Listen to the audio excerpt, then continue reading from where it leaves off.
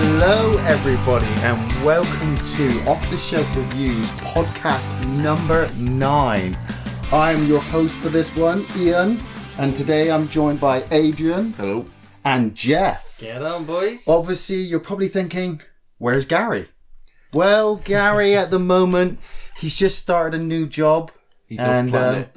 He's off planet at the moment, and so he kind of had to get roped into a couple of shifts. So let's all say, bye, Gary. Bye. The lunatics are running the asylum tonight. He's left me paperwork, guys.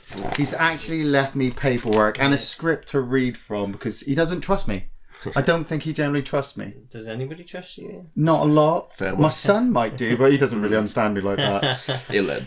So obviously, if you're new to the podcast, we break it down into sections. We have our intro section where we talk about games that we've recently played, trailers that we may have seen, films and TV shows we've been watching. Then the second part is themed, and obviously because I had to run this one, I chose it, and my theme for this podcast is science fiction. Oh, yeah. Mainly science fiction in all aspects of life. This is why I got you, Geoff, and you, Adrian, into this, because I know you guys love your sci-fi, and I needed somebody to talk to because I couldn't talk to myself for an hour, could I? Well, you could try. I could probably do it. Do lots of other things with yourself, don't you? Okay, we're only a couple of minutes in. Are you going to be like that? We're going to be coarse already, Geoff? Oh, yeah, strap in. Strap in and strap on. Mm-hmm. And the third section is always our Q&A section. So I want to thank everybody if you've chucked in any questions. We will try to get through as many as we can within the time limit because we don't want to bore you. But let's just start off with the intro. And I've got some bad news, guys. By the time this podcast goes out, everybody will know this. But at this time I'm recording, Sonny Landham has passed away at the age of 76. This is the guy from Predator, yeah? That is the... Yes, Geoff. It's the guy from Predator. Billy from Predator. Billy. The really good one. Billy, you know, Sonny Landham, he was a brilliant actor, starred in great films like Predator, 48 Hours. He also had a small role in The Warriors when he got a baseball bat to the kneecaps. Man, it's just... It doesn't matter how old I get or how many I see, it still hits me. Yeah. You know, when you see that picture on your Facebook feed and it's just like this great person that you've known for years. You mean Celebrity Mortuary, a bit of celebrity obituary book, It's just harsh, you know. There's loads of them been popping in recently, isn't it? We are at that age where I'm convinced all of the Faustian deals checked out in 2016 and 2017, and this is the result. We're just people are just the devil was turning up at their house saying, "You've had a good career. It's time. Now it's time to go." I told you, 2016. Yeah. Well, look, I'm still not over Robin Williams. In that case, Bruce Forsyth must be. Yeah. I knew you'd bring on it up. the right side, basically. Isn't he? Bruce Forsyth, great British icon. Both the Daily Mail and the Sun was like, didn't he do well? That was their headlines. Such a bad joke. It was terrible. It was also terrible the fact they copied each other. They both did exactly the same thing. But also, at the same time, I think everybody pretty much has the same opinion. Let's hope it doesn't turn out that he's actually a pedo like most of our old... we're going a bit dark, Geoff, already. I mean, I know we're in a dark element, but... Hopefully he is the angel that he appeared to be. But I'm glad you brought Bruce Forsyth up because I didn't have him on the list, but he starred in Bedknobs and Broomsticks. He had like a small part in Bedknobs and Broomsticks, and I absolutely loved that. So yeah, I mean, big up to Sonny Landham and Bruce Forsyth and their families. Well done, so recent things I've been watching. I caught Blood Drive on Sci-Fi. Oh God! Right. This turned up on my Facebook feed. Basically, I'll explain it to you, or try to. I mean, I only watched one episode. It turned up on my Facebook feed that Sci-Fi was releasing this new TV show, Blood Drive, and that it was about a bunch of cars racing across a dystopian America. Is this SYFY Sci-Fi? Yes, the channel. Swiffy. Yeah, Swiffy. Right. And the cars run on human blood. So the trailer was basically lots and lots of gore. And people were like, this looks mad as hell. And then I watched the first episode and I'm like... I tried to get into it, but it just... You know that if the premise is... It's not bad. This is cars running on blood, on Human Blood, you know that they've gone with a gimmick. Yes. And they haven't really given it a lot of thought. I feel like I feel like they had this great idea for a film, but nobody was funding them, so they went to Sci-Fi, and Sci-Fi was like, "We'll turn it into a TV show. Let's break down this hour-and-a-half movie into hour-long episodes. Maybe sponge it out a little bit with backstory and this kind of kind of thing." And it's not going to be the next Breaking Bad, though, is it? no, it's nowhere near as good as Breaking Bad. I mean, the main character was the main two characters that you're following is this woman. This quite attractive woman who uses her femme fatale ways to kill people and feed them to her car. Right. She wants to get into this race across America to win the money so she and her sister can get out of their crappy little home they're in. I haven't seen her sister yet. Yeah. But she's partnered up with this cop who was trying to shut down the race. Right. And the head of the race, I can't remember what his name is, but he reminds me a lot of Calypso from Twisted Metal. Mm-hmm. If you ever played that, he's just over the top, greater than life. You know, he wants this really mad race so people can make loads of money betting. Right. And the cop tried to shut him down. The runner of the race injected both of them in the back of the necks these little devices that electrocute them if they get too far away. Oh yeah, he was saying and that annoyed me when I first saw it in the first episode because they were losing their race at the end of the first episode. Right. This cop and this girl, and the only way to counter the effects of the device electrocuting them was to have sex in the car. Saying, and she still drove the car with her feet while he's in between her legs, right? So it could get across the line, and while the leader of the race is trying to electrocute them with his little device, they're just having sex and the adrenaline's beating the device. So you require some suspension of disbelief watching it. Some suspension? You really just need to leave your brain at the door and go, I'm watching Blood Drive. I'm watching Blood Drive from the makers of Sharknado or whatever it is. Yes. Yeah. Is it kind of like set in California or something? Yeah, the West Coast, Los Angeles is the main city that they're in. And it turns out that the company who's privatized the police force and the hospitals and all that kind of stuff is also funding the racing. So there's all this backstory towards that. And I'm like, can I really be able to drag myself through that? So if you are watching Blood Drive and you're halfway through the series at this point and you're like, Iain, you don't know what the fuck you're talking about, maybe I'll go back to it. But if you've seen it and you've been wondering if you should watch it or not, nah. It sounds like something that would make me roll my eyes, curl my toes in cringingness, and then just walk away. I'd either walk out the room or switch the telly off. Yeah, switch off. Yeah, it's well, I mean, compared to what you're watching at the moment, I know you are watching Game of Thrones at the moment. You're both watching Game of Thrones. Yeah. And how is it? Best thing on telly. It's the best thing on TV at the moment. Now, I want to ask you this. By the time this podcast goes out, there have been quite a few attacks on HBO of releasing episodes early. Yeah, I just ignore it. Yeah. When you say you ignore it, does that mean that if an episode of Game of Thrones is released 5 days earlier than when it will be shown on TV, do you wait until it comes out on TV and then still illegally purchase it? All I will say is that one got early release this week, and my girlfriend wants to watch it and download it, and I'm like, no. All I saw was this photo sharing around on Facebook, and it's just this sad, lonely looking man looking off into the distance in like an empty pool in the back of a garden. Okay. Like, now I've got to wait 10 days instead of 7 for the next episode. It's like, I'm not doing that this time. I thought, I'll wait. Well, I'm the kind of person who will either wait till the whole season is finished and then watch it from beginning to end. Bulk watch it. Watch it.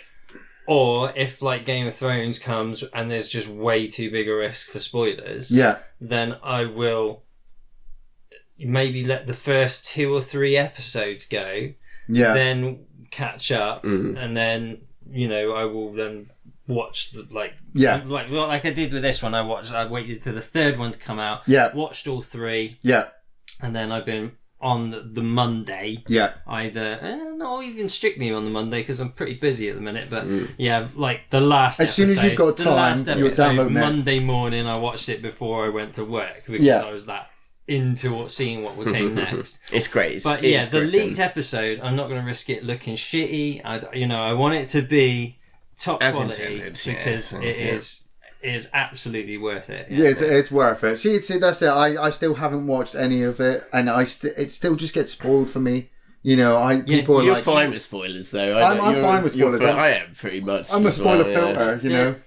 Sometimes stuff surprises me. Yeah, you really should watch that. I know I should watch it, but I just haven't got the time. The experience of it, if you hadn't spoiled it for yourself, so it's would have been cinematically fantastic. great as well. Because it breaks all the cliches. It leads you one way, takes you another, builds you up, and crushes you. And that's why I personally, I'm going to wait until it all comes out on DVD or box set or whatever, and then I'm going to buy the box set and bulk watch it. Christmas binge, you know, just Christmas binge box. Somebody will buy it for me, and I'll watch it. I will absolutely buy that. But at the same time, with so many TV shows in fact, what I might do is if I buy a 4K telly, I will buy all of Game of Thrones in 4K. Break that bad boy and break it on that. Okay. So recent games I've been playing as well. I've been playing Sweet Home on the Nintendo Entertainment System. Have you ever heard of it? Nope. Oh my god.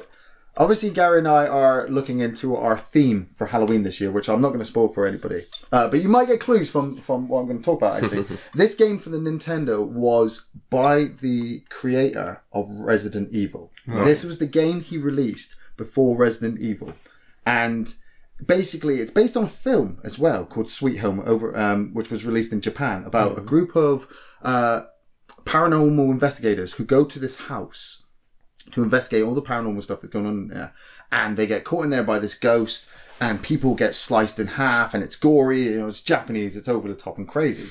The Nintendo game, we're talking, you know, Mario's Home. The Nintendo game when is it, NES era or SNES era? No, it was NES era, so we're talking 87, I think it was released, 89. It's a top-down kind of Zelda-looking game where you go into this mansion with your 5 people. You've got to break them into teams. You've got to team them up.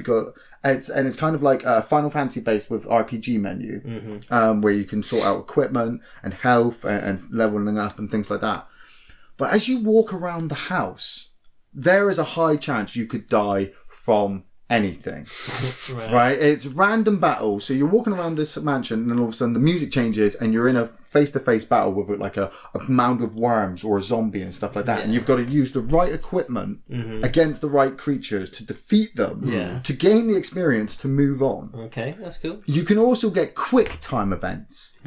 Where you'll be walking along and then all of a sudden it says, this chair has come flying at you. Do you want to dive left, right, pray, or dive forward? And if it's like a text event. Yeah. You got a picture of a chair in a little screen, and then you've got the little text at the bottom. Do you want to dodge this way, or this way? If you dodge the right way, you get out of the way. If you don't, you take damage. Yeah. If your characters die, you carry on the game, but without that character. Okay. And each one of them has their own skills. Like one's really good with attacking with weapons. Another one has a key to unlock all the doors. Yeah. There's a nurse in there, and she's the only one you can get health from. And 2 other characters, and they've all got their own particular skills. There was one point I was walking through a corridor, and something, I think a chandelier, came at me, and I dodged the wrong way. And it hit me and slammed me into a wall, and I was dead. Yeah. It just came up saying, because I'd renamed all my characters. How many characters have you got? I had 5. It was Iain, me, Linda, Dylan, Geoff, and Gary. Right? I kept losing Linda over holes in the floor because you have to put wood down to walk them across. Right. And every now and again, the wood would fall away, and she was always the healer, so I was keeping her back, but I do have to move her up every now and again. Right, I think you died because I wanted to see what the worms would do after knocking out all your health, and they melted you in the corridor. But your body stays there, so I can come back to it every now and again and retrieve certain equipment from you because you were carrying the camera I had to use to do certain puzzles. Using his corpse as a cache. If the medic dies, you can return there and pick up tonics and refill your health in battles. Is it like a roguelike? Is it kind of randomly generated, is it? No, the mansion is exactly the same every time you play it. Right. And the rooms are all the same, and the map is pretty much the same, but the battles are random. And you start always with 5 characters. You always start with 5 characters. It's the only you cannot gain any more. You can lose them, but when you get to the end, the boss will be harder because you've only got 1 character left, and you get the bad ending. So you have to work towards it. But this is on the Nintendo. Yeah. You know, this is 1989. This is from the same guy who did Resident Evil. And if you've ever played Resident Evil, there are so many similarities between the two games that it's just... I would totally recommend people, if you get a chance, if you've got an emulator at home and you're like, I'm looking for a cool game to play, Sweet Home on the Nintendo. It will challenge you. It will probably make you want to go and play Resident Evil again, which is always really, really good. Yeah. But yeah, that's what I've been playing. Have you been playing much, Geoff? That's pretty crazy. Warframe. I've been playing a lot of Warframe. A lot of Warframe? Yeah. I've got to like the last few bits of it, basically. You know, like a lot of Warframe is about the pathway of getting all your weapons. The grind. You love it. Just getting everything. You love the grind in that game. You are grinding the hell out of that. It is a grind, mate. Yeah, it is a grind game, but the grind is great. Yeah, it does look great. It does look mad. And when I've seen you play it, yeah, it's a classic sort of like nice. third person shooter with melee. The melee combat is rich enough. The modding system is rich enough. Yeah, I've been through this 100 times. Yeah, it's just great, and because it's PvE as well, you can just chill with your mates. And that's you've great. always got something to do, or your mates have got something to do that you can help them with. Yeah. It's just really good. Like, there's a fantastic community around it. Cool. And it always rewards your time as well. You know, like even if you're doing something your mates are doing, you know, you'll be earning credits which you need to upgrade that mod, which is really expensive. That you know, but that will make you ultra god. Or you know, you're getting working towards getting the stuff to build the next new frame, which has all got funky new abilities and a new play style for you to try out. And you're just addicted to that crack, man. You're addicted to that grinding crack. It's so well done. It is like, it's just there's so much of the game still left to explore. You're saying you're wanting to get all the gear, right? You're wanting to get all the gear and upgrade your character to max. My characters are All I'm hearing is that you're chasing the dragon.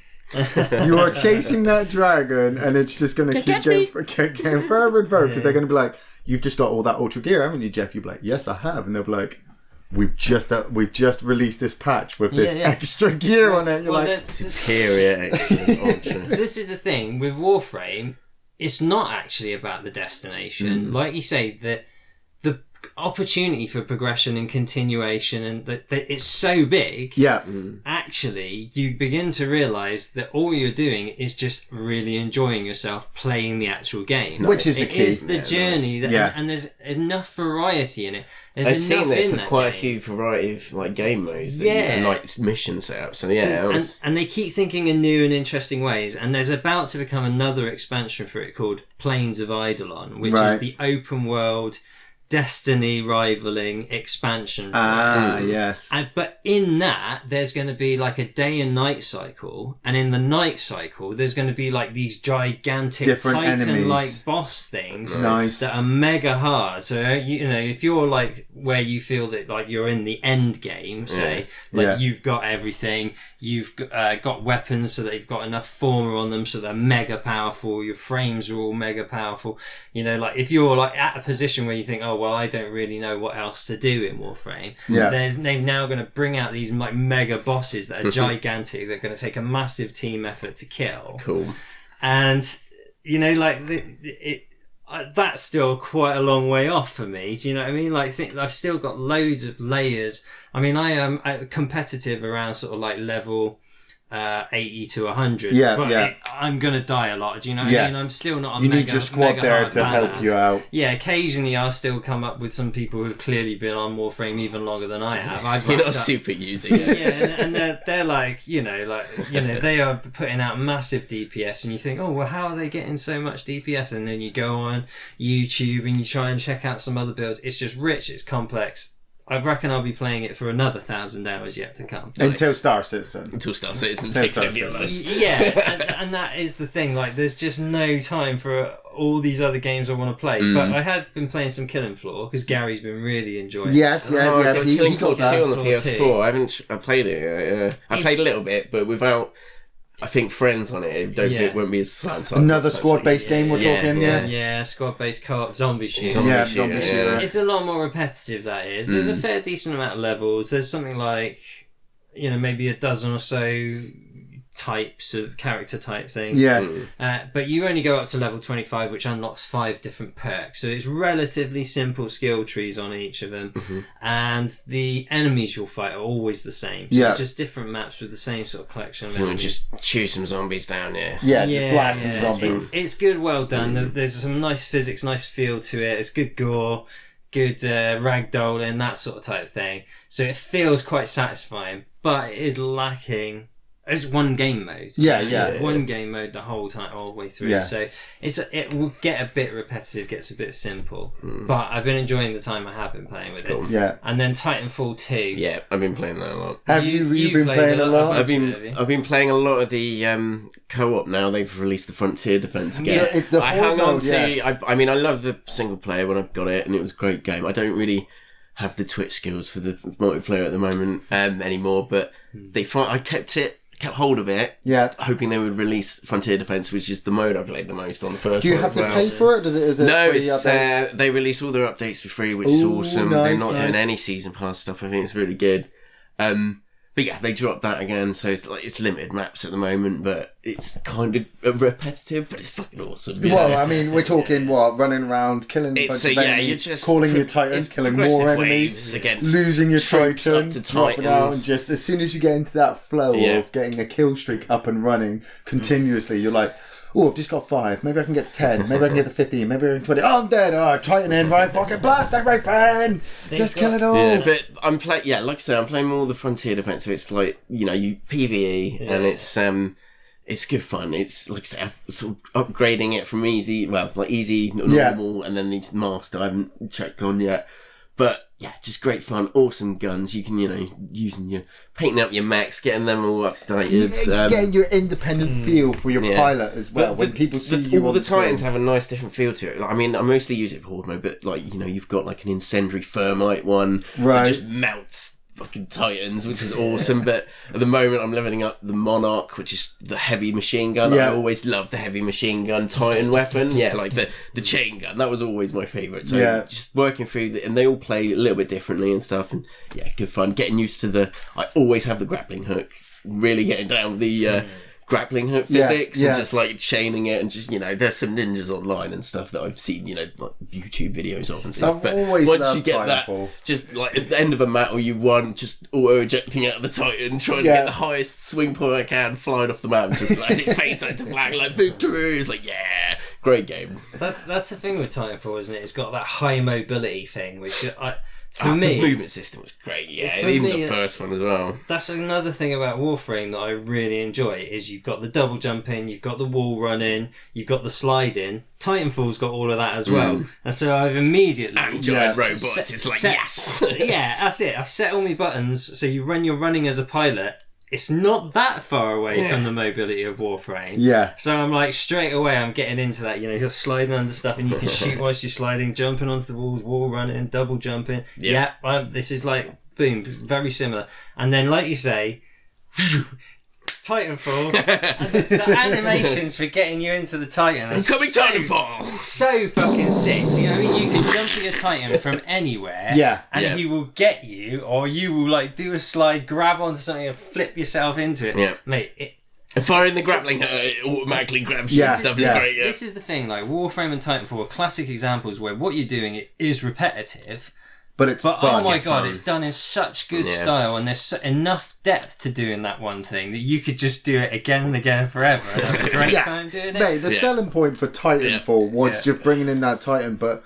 what made it even better was the fact that you had to kill guys to get it in quicker. So you had to know the maps like a standard first person shooter, know where all the people were going to be running to. Then you had to learn how your pilot worked, how he slid and jumped and boosted. And this was before they moved it into Call of Duty and Battlefield and all those other games. So it was all when I first played Titanfall, I was like, this is going to be fucking sweet. Look how smooth it moves. It is beautiful. Titanfall 2, I wasn't too sure about, especially when they brought in the first single player mode with an actual campaign. Yeah. But then I played the campaign, I was like, you know what, this is fun. It was great. I'm enjoying this. I was so glad jumping on the top of flyers and stuff. That they committed resources to doing a campaign this time, because it was disappointing there wasn't one in the first game. And but you didn't me and Gary mentioned the multiplayer was good. Yeah. The multiplayer's always the multiplayer was always great, but I'm so glad. I wanted to see this movement system and the technology in a campaign setting. Yeah. And I'm so glad they did it. And what they actually did with the game was really good. Gary and I chatted about it before, like, when we reviewed it, but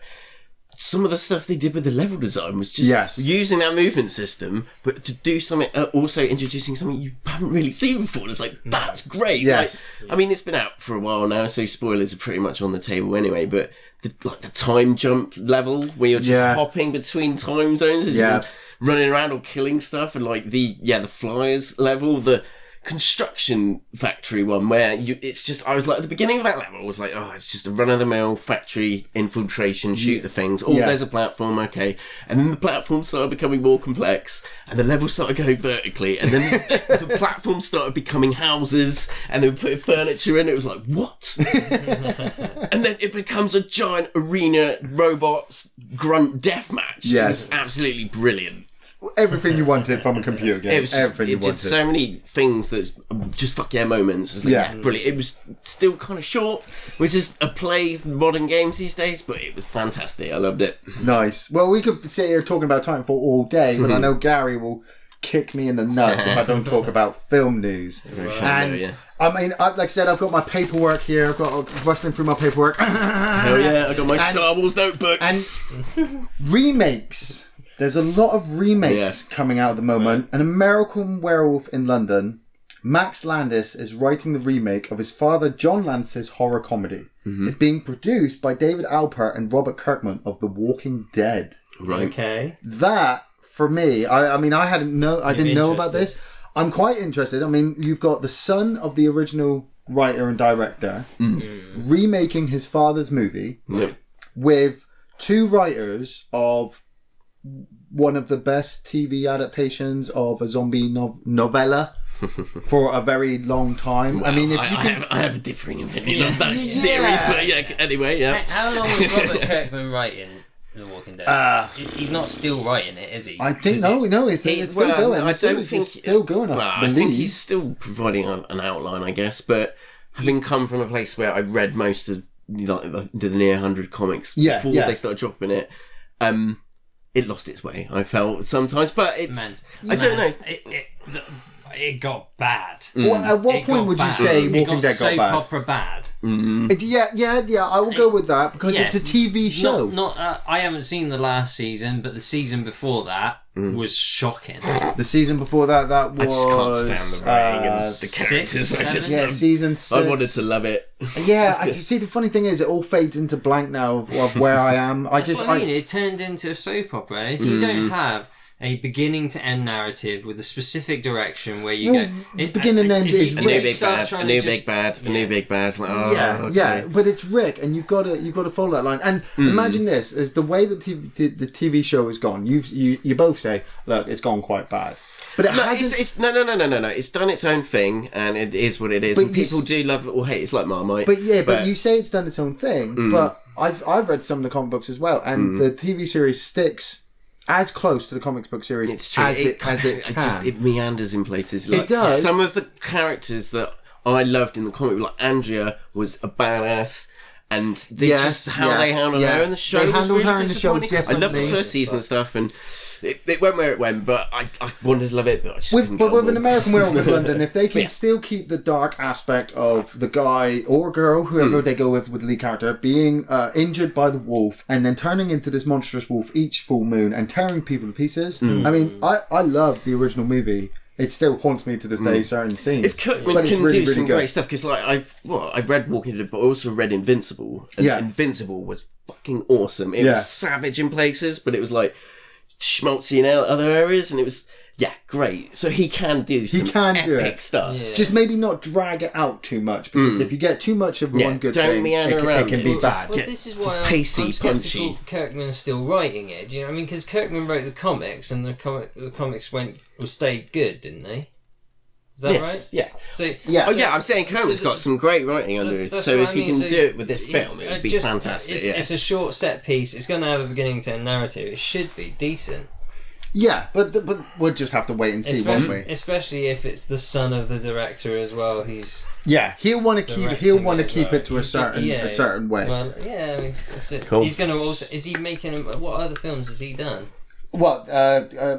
Max Landis. Yeah. I don't know yet. I'd have to wiki it. I didn't even know John Landis had a son. So it's all new to me, mate. It's all new to me. Well, I mean, if this is like his big debut on the big screen, like in terms of, like big like mainstream, like going mainstream, then he's going to have a lot to prove. So he will. He'll probably do some great things. Somebody who's got a lot to prove, right, is the star of the next remake, okay? And then, like I said, I've got this piece of paper and I'm reading it and I'm like, what the fuck?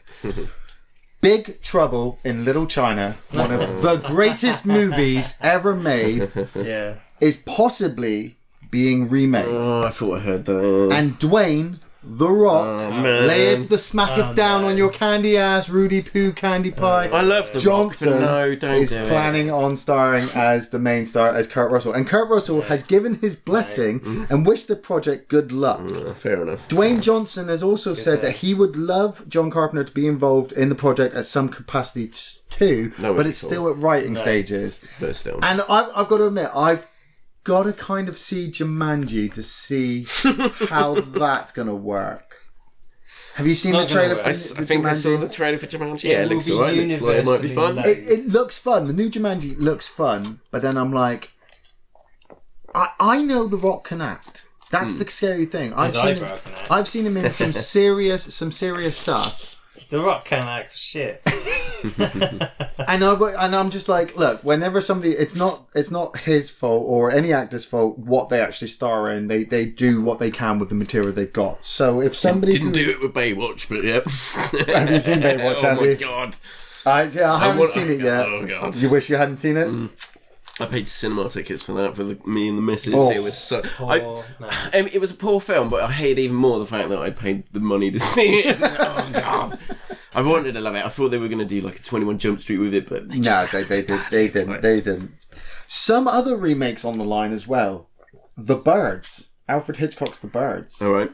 You know, did the copyright end on that one? Did it? Possibly. What are we talking? I mean, the original Alfred Hitchcock's movie is absolutely brilliant, but it is a bit dragged out, I feel, in some places. But that's Hitchcock's way with making films. Yeah. You're not going to watch a monster movie, The Birds. You're going to watch Albert Hitchcock. The Birds Extreme! Portray onto human survival around the birds as well. So that I'm kind of like, not I don't know looking if it's going to to translate into modern day, is it? Probably not. I don't think so. Blade. Really? Remake of Blade. I didn't know that. I mean, I've just got a list here, so I don't even know who's going to be playing Wesley Snipes. To be honest with you, Blade could well be remade. Wesley Snipes did it amazing. I loved Blade. I thought the first two Blades. I love Blade 2. Blade 1 is really good, but Blade 2... It did give us the glorious swear of you cock-juggling thundercunt. Yeah, no, I always loved. That was Blade Trinity. Was it Trinity? Oh, apologies. That was Trinity with Triple H. Okay, that's the only bit that Free contributed. But the third one was... the first two I enjoyed. And like a cat from Red Dwarf shows up and it's like, he's a Purple Ninja. Go cat! Wow! But it kind of dragged out by the third one. I mean, I really enjoyed. I liked the first one. I wanted a sequel. They made the second one, and I'm like, that was good. I'm done. I'm done. Don't make it more. And then they bring out Trinity, and I'm like, yeah, you're cash cowing it now. Yeah, it wasn't as badass, was it? No, it wasn't. The first two were proper badass. Next film on the remake list, The Blob. Right. They are remaking The Blob again, and I've got to admit, I'm a big fan of... Yeah, it's a period drama set in the 18th century surrounding a blob. I'm a big fan of the original remake, the remake from 1989. Right. The original Blob movie is really good. It's got Steve McQueen, young Steve McQueen. The remake, over the top, gore. Yeah, I'd like it to do it again with just craziness. If they release a 12A Blob movie, I'll be like, fuck you, I'm not watching it. I mean, Gary's got Bloodsport here on the list, and I'm like, Jean-Claude Van Damme again? Really? I heard bad things from Gary about the new kickboxer movie. Right. So if they're remaking Bloodsport without Jean-Claude Van Damme, possibly, it still might be really, really bad. See, straight to DVD. Some of those things just need to stay in the 80s, don't they, really? Well, like the next remake, Charlie's Angels. Again? Yeah, it's on the list, man. God. It's on the list. Nah. Charlie's Angels remake. I mean, I haven't even seen Full Throttle. It was alright. It was all right? off. I was a little bit maybe inebriated, I guess, but it was. So if I watch Full Throttle drunk, then it's a great film. Watch Full Throttle drunk. It's pretty good. Yeah. They're also planning on remaking Cliffhanger. Really? I love Cliffhanger. John Lithgow is brilliant in it, and you've got to love a bit of Stallone running around doing his climbing. Yeah. And what's it, Northern Exposure lady? I forget the actress's name. Oh yeah, wasn't she the main female lead? She was the main female. Yeah. I think you could, with modern technology, make Cliffhanger absolutely like stomach churning. Yeah, but if they ruin it like 3D throw up. If they ruin it like they ruined Point Break. I mean, Point Break, the original one, is absolutely brilliant. When they remade it, I just watched the trailer and I was like, no, thank you. Yeah, the trailer was like, no, thanks. Checking out, thanks. And maybe it's me personally because I know how the film's going to end. You know, I'm looking at somebody's like, I'm going to remake Point Break. It's going to be absolutely brilliant. And I'm like, hasn't got Patrick Swayze in it. No Keanu Reeves, and I know he's going to catch him at the end. So no, thanks. You're trying to recapture the magic of a certain circumstance of film. Actors, the cast, like in what they did, and it's like it's never going to work. You've got the title, but why do it again? I mean, I'm looking at this list again. They're planning on remaking Men in Black. I swear Gary's having a joke at me. He's just put a load of films on the list, so I'll look like a fool. I did hear about remaking Men in Black. Like at one point, they were talking about doing a Jump Street Men in Black crossover, right? And then they were like, "Right, it's on," and then they were like, "No, it's not on. Sorry." And I'm not quite sure where that was, but I would have seen that. Rather than remake it. Yeah, I think if they're going to remake it, then you make Jay play Kay's part. So Will Smith turns up at the beginning, but he brings in two new people, and they go out on their adventures again. Yeah, that's what I mean. You can easily do with stuff like that. That's kind of like a comic book style scenario. You can easily do more Men in Black, with different characters because they're just people in black suits, like you say. Yeah, but don't remake it. Yeah, don't make it try something and start separate. again. Yeah, just stick in that established universe and just spin it off from there. Just spin off from there. Go somewhere else with it, and that's probably the same with a lot of the remakes on this list. But I mean, they're planning on remaking The Seven Samurai. Right. Now, Akira Kurosawa's Seven Samurai. Loads of times. It has been remade different styles, but you cannot beat the original Seven Samurai. It's an amazing 3-hour fucking journey of samurais just looking to not only redeem themselves but help everybody around them. And the way it's filmed, the rain sequence at the end, the fact that we're talking fucking 1926, I think. No, I might be completely off there. It might be 1960, but we're talking black and white. We're talking before, Hollywood really burst out and said we need to start doing all these crazy angles and shit. Yeah. Seven Samurai is amazing, and to remake it, you're just gonna add color to it. Maybe a little bit more violence. 1926. What the fuck am I thinking? But some other news that I've got here as well of a remake is that Chris Columbus has finished the Gremlins 3 script. Oh, I heard it was dark. Yeah, he says, I'm really proud of the script. It is as twisted and dark as anything, so we'll see. It's always a budgetary conversation when we're going to shoot it. I want to go back to the really twisted sensibility of the first movie. And during the interview, he was also keen to reassure the potential audience that the Gremlins would be visualised by puppetry and that CGI would only be used to enhance their appearance. That's fair enough. That is going on a limb. That's Chris Columbus basically saying, I'm writing Gremlins 3 and I want to do it properly. I want to do it properly. We're going to do this thing. Yes. We're doing it properly. Do you see what I mean? This makes so much more sense than a remake, doesn't it? Yes. You go, all right, let's do a spin-off in that universe.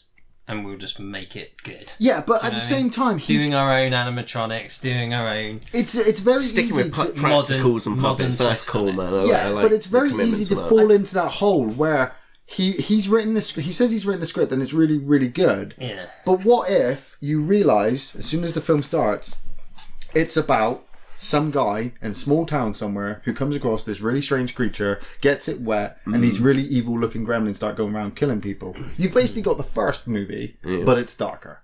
And you might sit there through it. I mean, I don't want to. Knocking on wood. It's dark in places, but it's also funny. So if this one's not funny, you'll go, not as good as the first one.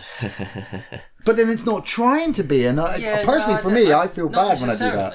I mean, this is the thing. I don't mind when people go in a different direction to try new stuff. Yeah. And I don't mind if they take an established IP and spin off somewhere different with it. In fact, that's kind of what I actually want. Yeah. You know what I mean? I am sick of getting told the same tales over and over again, and Hollywood lazily nicking old scripts and just trying to rehash them. I mean, stuff like, or even worse, take them and then make them shit, like RoboCop. Do you know what I mean? Yeah, I feel bad saying this, but I enjoy after a while RoboCop. I enjoyed RoboCop for what it was, but it wasn't as good as RoboCop. No, I say I enjoy RoboCop because the more times I watch it, it just becomes. I get to log it in my mind of when and where I can watch it. You know, if I want to watch the original '80s one, obviously I need to get that out of 2 hours and just go full on punk. You know, in that. In the remake, I'm just putting it on just to see him blow shit up. Yeah, it's just to blow shit up, that's maybe. what I mean. Yeah. The old one had a brilliant narrative. Yeah, it was sarcastic, it was brilliant. The writing was having fun with the audience. Yeah. And it had an underlying message about the corruption of big business and corporations. Yeah. And a RoboCop. All the way through into, the security industries. The second one was the remake. It was all about his family as well. It was more about his family. Kind of pro-military thing. Do you know? It was like pro-war propaganda almost. It was just a computer game, The remake was just a computer game. Yeah, with lots of cool looking shit. Michael Keaton was good in it. The whole tone completely changed. They just made it completely shit. So if you're going to make a remake, you're basically going, we're going to do an homage to the original. Which too many nods you get and modernise it. Which means you've got to keep the spirit of it, or you go, right, we're just going to take the concept and spin off in that universe. Go in a different direction, do different things. A bit like my big complaints with Star Wars, really. The Star Wars, Episode 7. Yeah. They've done the worst of both worlds there. They've tried to do a sequel / spin-offs, but then copied the almost exactly. It was a retread. I mean, I feel differently about it. We'll save Star Wars for the second part. But at least I enjoyed it. And like you were saying about trying to capture like the field magic, there was still a sense of that. Maybe I was slightly brainwashed because, you've got the music going on and stuff. But it was still, and it was a retread of the first one, But it was still a well-paced, enjoyable film, and I still got on with it. So it had some cool bits. Yeah, it had cool bits. No doubt about it. Visually, whoever the set designers, the animatronic guys, the special effects guys, they were absolutely amazing. No doubt, top marks. But it's the script writers, it's the big wig decision makers going, we're going to use that script, we're going to have that narrative, that storyboard. Yeah. They're the ones I've got the problem with, and they keep fucking shit up by being lazy, I think. Speaking of big wigs, James Cameron on a new Terminator movie. Oh, I heard. He says, a lot of things that were science fiction in Terminator are now around us. From Predator drones and actual discussions on the ethics on having a robot have its own kill decision possibilities. Things like that. It's actually happening. So...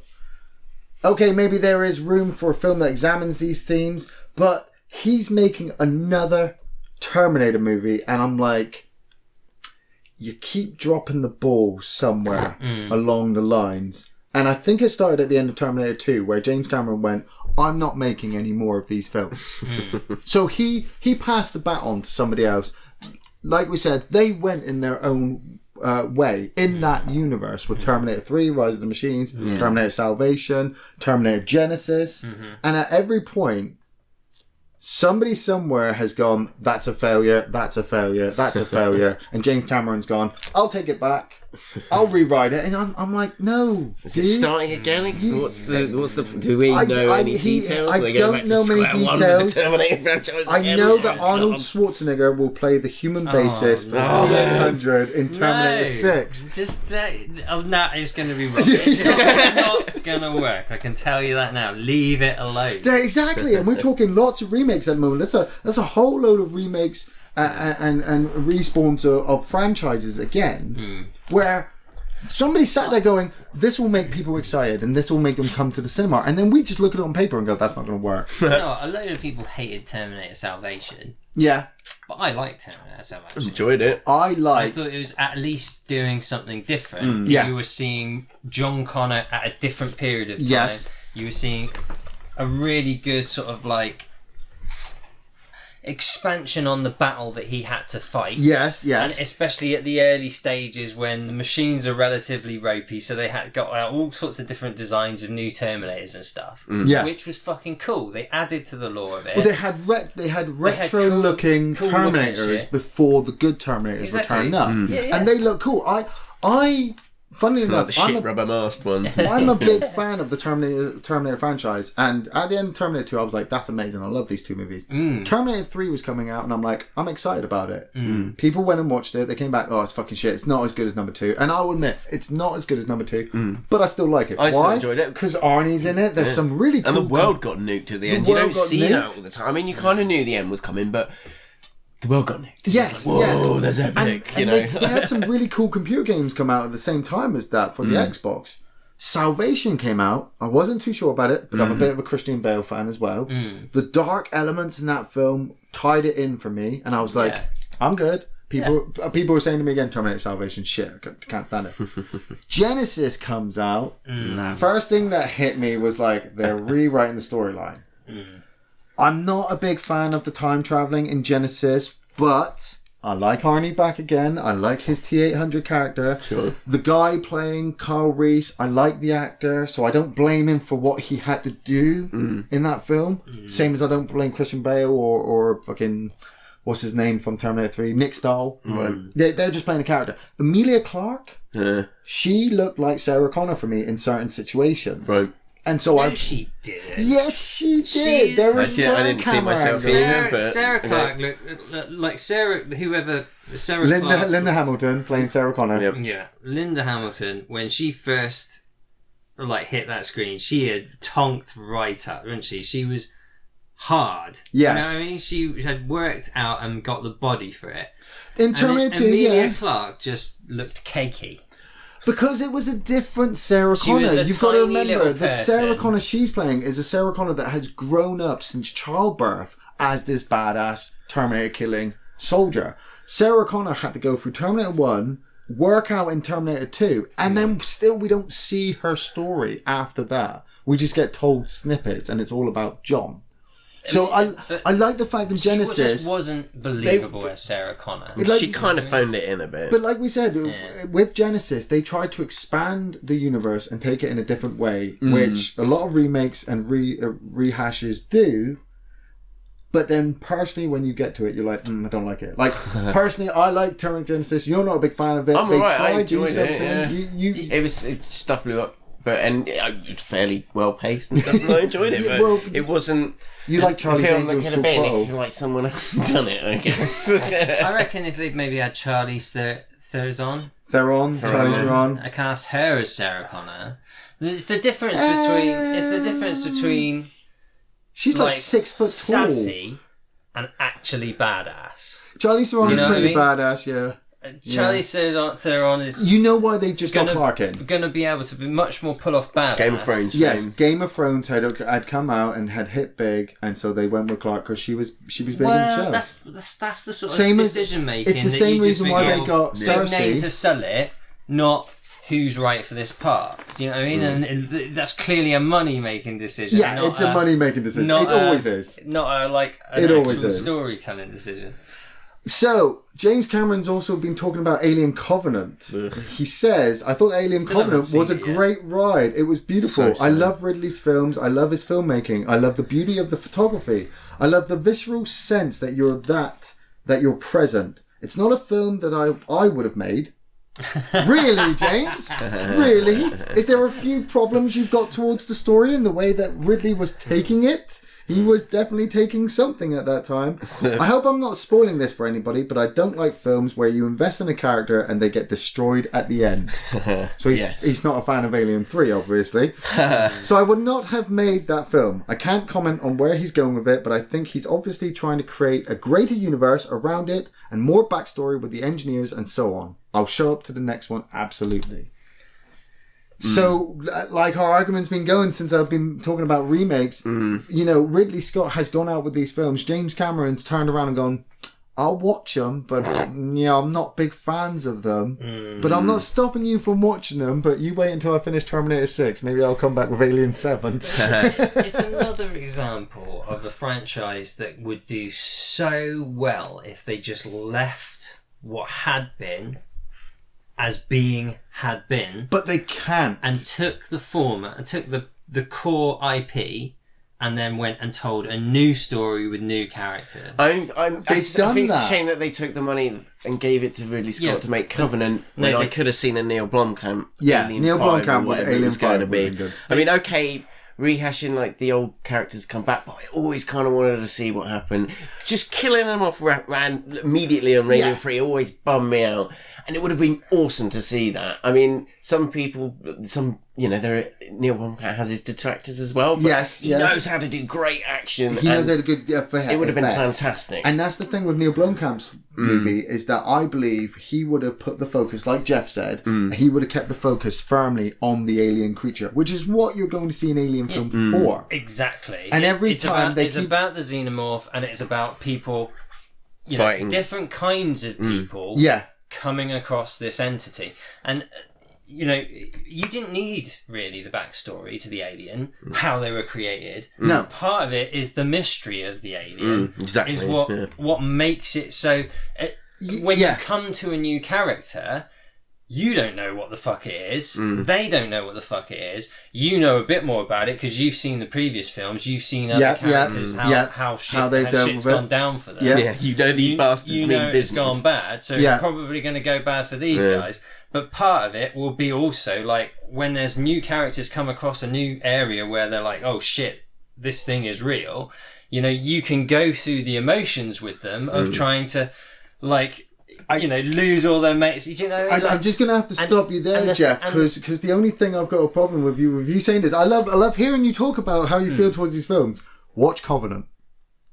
Watch Covenant and then watch Alien, and you'll Covenant. Covenant's trying to just give you backstory of how this thing's created using characters that are long established, that you sort of roughly know about, and you've seen in the future. Like a prequel. But what I'm saying is that as soon as you see that, there is a feeling, there is a hole made inside you, and that's what I felt. The hole is unfillable because you drifted around my flat for the next 5-10 minutes after watching Alien Covenant, not feeling good. I've got hatred towards Alien vs Predator Requiem. I've got hatred towards Alien Resurrection. Yep. I've got hatred towards Predators. None of that seems to even comprehend how much I don't. Resurrection with Super Ripley. Yes, the Alien one, is the a Clone guilty one. pleasure. That one's not bad. After watching Covenant, Resurrection's not bad. Resurrection's a masterpiece. Again, Ripley was a shoehorn in that. If they had the bravery to just leave the previous characters, and you went Alien Resurrection without Ripley in it, if you didn't have Ripley come back in, you just had this like mutated, they've been doing the experiments, and it was about that clique of mercenaries and their battle through getting off that station, it would have been even better. It's like I've always said, if you keep the focus on the creature, like you said, if you keep the focus on the creature and just have characters around them that you can invest in but are pretty much expendable anyway, and the focus is still on this badass creature, you'll have a great time. Exactly. If you try to put backstory into it and try to change the lore as we know it over a 30-year time, you're just gonna fuck yourself over. It's like what we watched earlier. We watched a Raka from Neil Blomkamp. That's now The first time you've seen any of Oat Studios' work. Yeah, no, I mean, I know it had been out, and I love the guy's work, and I was like, I still haven't seen him yet. So you maybe watched Wacker earlier, and we were watching it with our friend Ross as well, and he sort of said, so that's what it would be like when she got back to Earth. And it's like, you can just see some of the landscapes and the shots. He was like giant xenomorph hives slowly taking over Earth and the resistance against that. And, you know, if you took it there, that was what I always wanted to see. That's them getting at Earth, and it's like, oh, fuck, they're on Earth. Yes. Power load of armies and colonial marines taking down large-scale amounts of xenomorphs, like a black tide of just death and horror, and oh god. In comic books, you know, they figured it out ages ago. The most interesting thing about most superhero stuff is the bad guys. Yeah. And the writers have the greatest fun with the bad guys, and they have the most flamboyance and the way they craft all kinds of different stories through the bad guys. Yeah. So Hollywood just needs to cotton on. Things like from the 80s, some of those classic old films like Aliens, Terminator, all that sort of stuff. Just take those bad guys. Stick the camera on them. And just get rid of the rest of it. Move on from what was done before. Take the bad guys and put them in a different scenario. Tell a different story. Yeah, it'd be brilliant. And they are doing it. Like Gremlins, hopefully. That Gremlins 3 will be crossed. like that. Do you know what I mean? The focus on the Gremlins. I like the focus on puppets, like I said. Like him insisting on that, I assume. But that's great. That will twinge our nostalgic heartstrings. I'm down for anything with puppets in it. Right, well, before we finish the first segment, I've got to get through these trailers. The first trailer for this year, Death Wish with Bruce Willis. I don't know if either of you seen the original Death Wish with Charles Bronson. His family, I think, are murdered, and Death Wish 8. I wish I was dead. He just gets a gun and starts walking the streets of New York. The trailer, Bruce Willis is kind of following the same thing. You can tell something bad's happened to his family, and he's going out. But the weird thing is, as well, is the trailer shows that the public are getting behind him. And are kind of enjoying him. Now, I know that old twist was later on in the film. Bruce Willis. Oh, mate, Bruce Willis is Bruce Willis. Bruce Willis is Bruce Willis.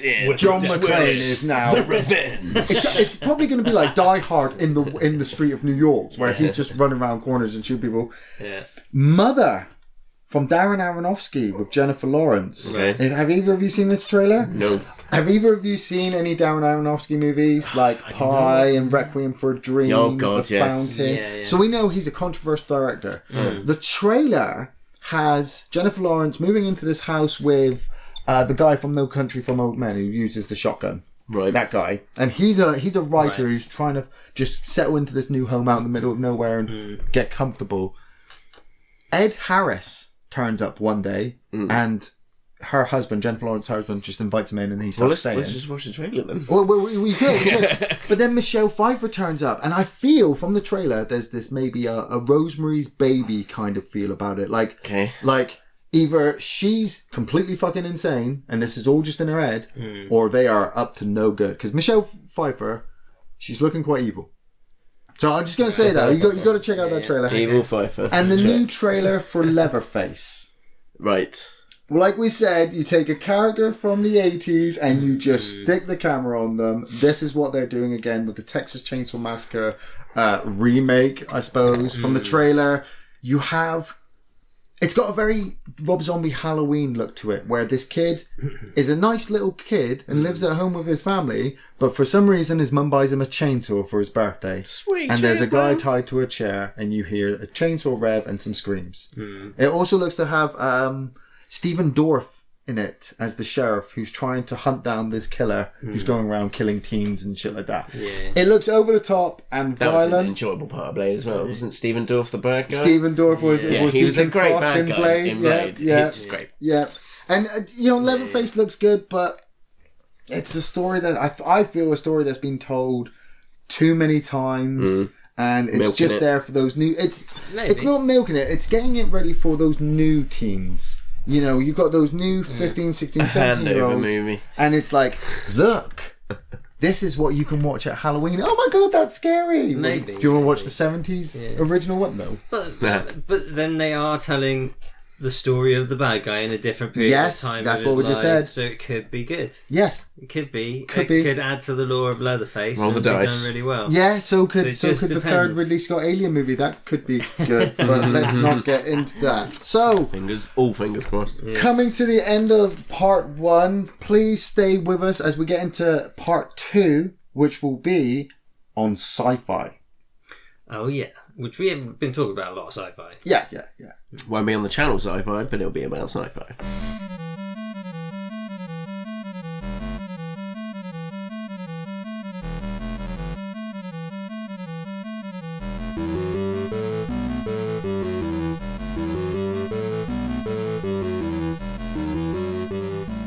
Welcome back, Mother Humpers, to part 2 of podcast number 9, and this theme this week is on sci-fi. I wanted to do this because I know we could have some deep philosophical conversations for like an hour, but this is only podcast number 9. I wanna hit a genre, first and foremost, and that genre is sci-fi. I'm a massive sci-fi fan. Fuck yeah. Have been since I was a kid. I think one of the first things I ever saw sci-fi wise was the Battle of Hoth on Empire Strikes Back. Yeah. And it just blew me away. And now for me, I think sci-fi it's the mirror image of fantasy, medieval fantasy. And when you're a kid, you're growing up, you want to be a knight, you want to be fighting dragons, you want to be rescuing maidens. Then all of a sudden somebody says, you're not using a sword anymore. You're using a laser gun. Yeah. And you're like... And there's spaceships. And there's giant things. Yes. Whoa! Yes. and that's why I wanted to bring in this theme. I want to ask you guys, right? Because I could go on myself for hours. Adrian, first time you ever saw sci-fi, what was it? And I think it probably was like the first Star Wars. Because just picking it out in like a... sort of grimy like video store with my dad in the middle of St Mary Church and talking and just seeing like this kind of heavy metal-esque album coverish thing with like laser guy and like, oh god, what's that? Episode 4, Dad, is there more of these? I think it was probably and Empire Strikes Back as well. Yes, that was Balahoff was insane. Yeah. So you're saying that does Star Wars count as sci-fi though? Totally, it's sci-fi fantasy. It's the pinnacle. I think. I mean. Space fantasy. Yeah, I got love for anything that's got spaceships in it and crazy laser epicness happens. Yeah. Now that's the funny thing. Now, when I said sci-fi, my wife turned to me and she said, "You've got to be specific." Yeah. Yeah. And I said to her, "What do you mean specific?" And she said, "Well, there's many different types of sci-fi." And I was just like, "Oh, don't be silly." For me, sci-fi is based in the future of some sort with some kind of advanced technology or scientific equipment that we don't have at the moment, and it expands past our view of the world. That's how I see it. But then when I was looking down it, and I got my notes here, I made lots of notes for this one, because I was in control of this one. Yeah. There are many different types of sci-fi, and I didn't realize that the description into them, you can be quite specific. So like hard sci-fi. I was like, hard sci-fi? What the fuck's that? Yeah. And it's where the science and technology is at the forefront of the screen. Yeah. So something like Blade Runner or 2001: A Space Odyssey, you would consider hard sci-fi. Yeah? Sure. Where it is very much a projection of where technology is very likely to take us. Yes. And a view of, obviously, somebody's gone, well, we've got this. What if it could do this? Yeah. But then you've got soft sci-fi. And it's where the science and technology take a back seat. And I was thinking, I can't think of anything with soft Wars. Star Wars is classic. Star Wars would still be space opera, kind of hard sci-fi. I was more thinking. Really hard it's not hard sci-fi. Yeah, but if you remember Robot and Frank. Robot and Frank. Hard sci-fi. That is. Well, I consider that soft because the background story is the robot. Well, the robot is the focal point of the story, but we're actually following this character and we don't really see anything else. You're saying like when technology is just part of everyday life and it's not mega advanced? No, I think what I mean is where the characters are the focus and the science fiction element is actually in the background. It's where the narrative is really kind of independent of the technology that it's in. Well, yeah, and they've just set it in a setting where the technology is not current day or it is the reverse or historical.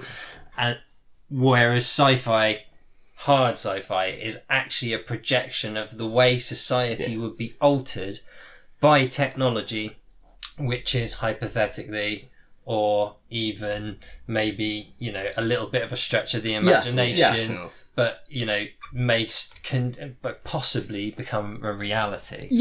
But then you get really, really crazy aspects of sci-fi. One of the biggest ones over here in the UK is Doctor Who. Yeah. You know, we've got a sci-fi series that has been running since the early 60s, late 60s. You know, it's still up to present day, and they're always expanding on it. Yeah. And the science fiction elements in that, and a lot of the shows that I would watch, blows me away. You know, just the fact that a couple of blinking lights and a couple of little switches, and in some elements, you know, people got on egg cartons and just painted them silver. You know, and your mind just blows, you know. But don't you find that is quite it's quite tacky, isn't it? Well, this is where my question was going to lead. To you first, Geoff, is would you prefer the science fiction element in your face and blowing your mind and making you question exactly how the universe works, or would you have it like present day? Now, for example, would you rather Star Wars universe or say Gravity universe? I absolutely couldn't pick one over the other. Right. Okay. Because one gives you a massive opportunity to explore very different kind of narratives to the other. Yeah. One will have, you know, potentially philosophical implications for actually, you know, like the way you perceive the world around you, what moral decisions and ethical decisions you make may make in the near future when these sorts of technologies become available. And it's like, it's giving you a chance to think ahead. What do I think is right? What do I think is wrong? Which side do I stand on this issue? Whereas the other one is... With Gravity? Say like Gravity or My Robot or something like that. Yeah. You know, whatever... The one we were just Robot and Frank. Robot and Frank. Something like Robot and Frank. You know, that really gives you a chance to project yourself forward into that scenario and think about it. Whereas the other one will be an opportunity to set you up a kind of grander storytelling. Yeah. You know, to create any kind of scenario you want, and to sort of explore. You're going on a romp. Yeah, you go on a space adventure. Going on a space romp, which only imagination could take you on. Yeah, but sure. what I mean is, do you prefer the science? Because he's saying he can't choose. He's gonna. I think he's covered his face and likes both. He's not choosing one. he loves this sci-fi fantasy. What about you, Adrian? I absolutely have love for the backseat one. Definitely, in you know, philosophical films and stuff. Yeah, I love it, but. In your face sci-fi, space romp, laser blasters, big giant. If I have to choose, it's the you. romp. You have. I just want people to know at home. Adrian has one of the largest collections, which isn't quite large, but one of the largest collections I know of Stormtrooper memorabilia. He loves his Stormtroopers. I'm not filling a garage or anything, but I got a few. They just look badass, but. The fact that they were designed in the 70s and they still kind of look, you know, practical and good and sort of clean design. Some of it is definitely dated, but generally the design of the Star Wars universe has held up. Yes. Definitely. And it was just, the aesthetics and the design of that. It was just, it looked cool.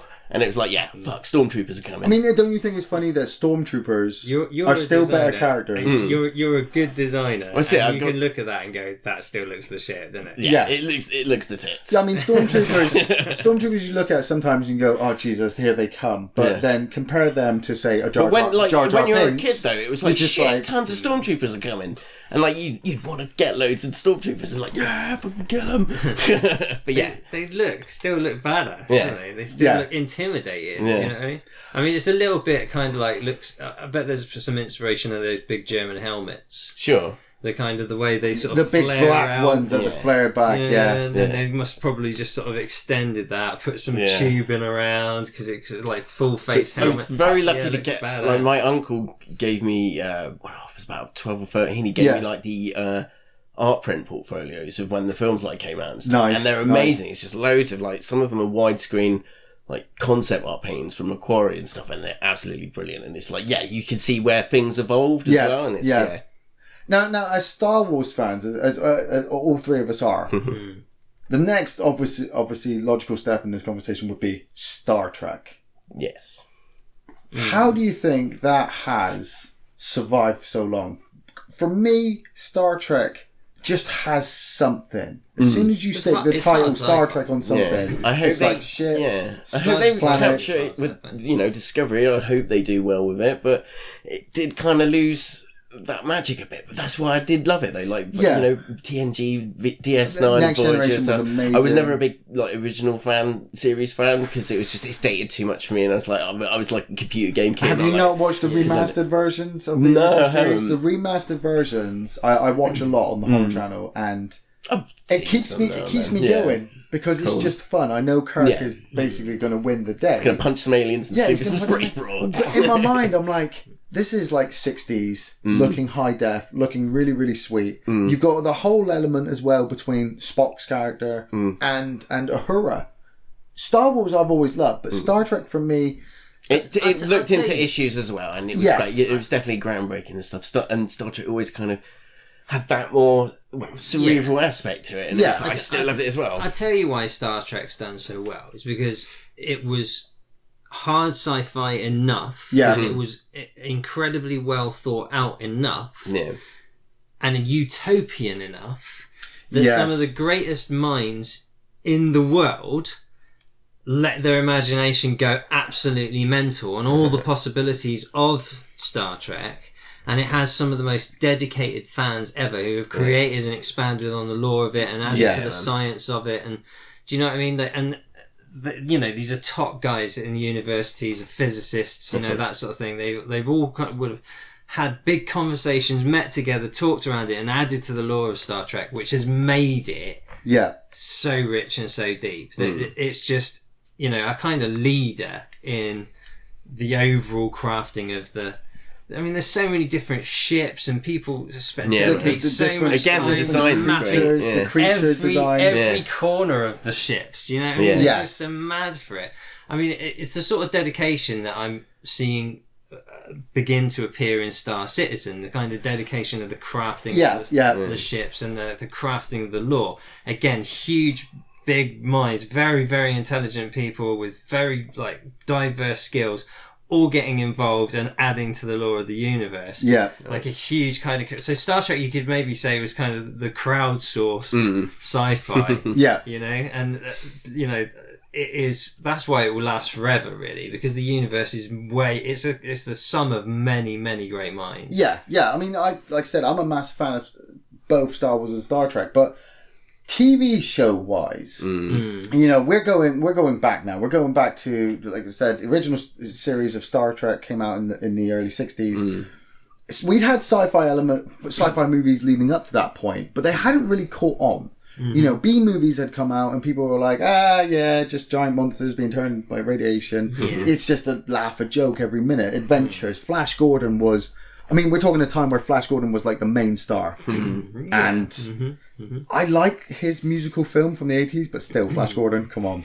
He's not a great character. It's kind of, really, he's one of the sort of first comic book style he was the leading role for space operas. Let's rescue the damsel in distress. And you can see where directors who grew up in that time came out of the woodwork later on to make their own types of films. But like I said, going back to TV series, I was researching and I realised that a TV series had been remade and I hadn't even realised.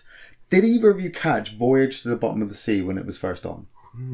Vaguely. It was about a bunch of people on a submarine, a nuclear powered submarine back in the late 60s.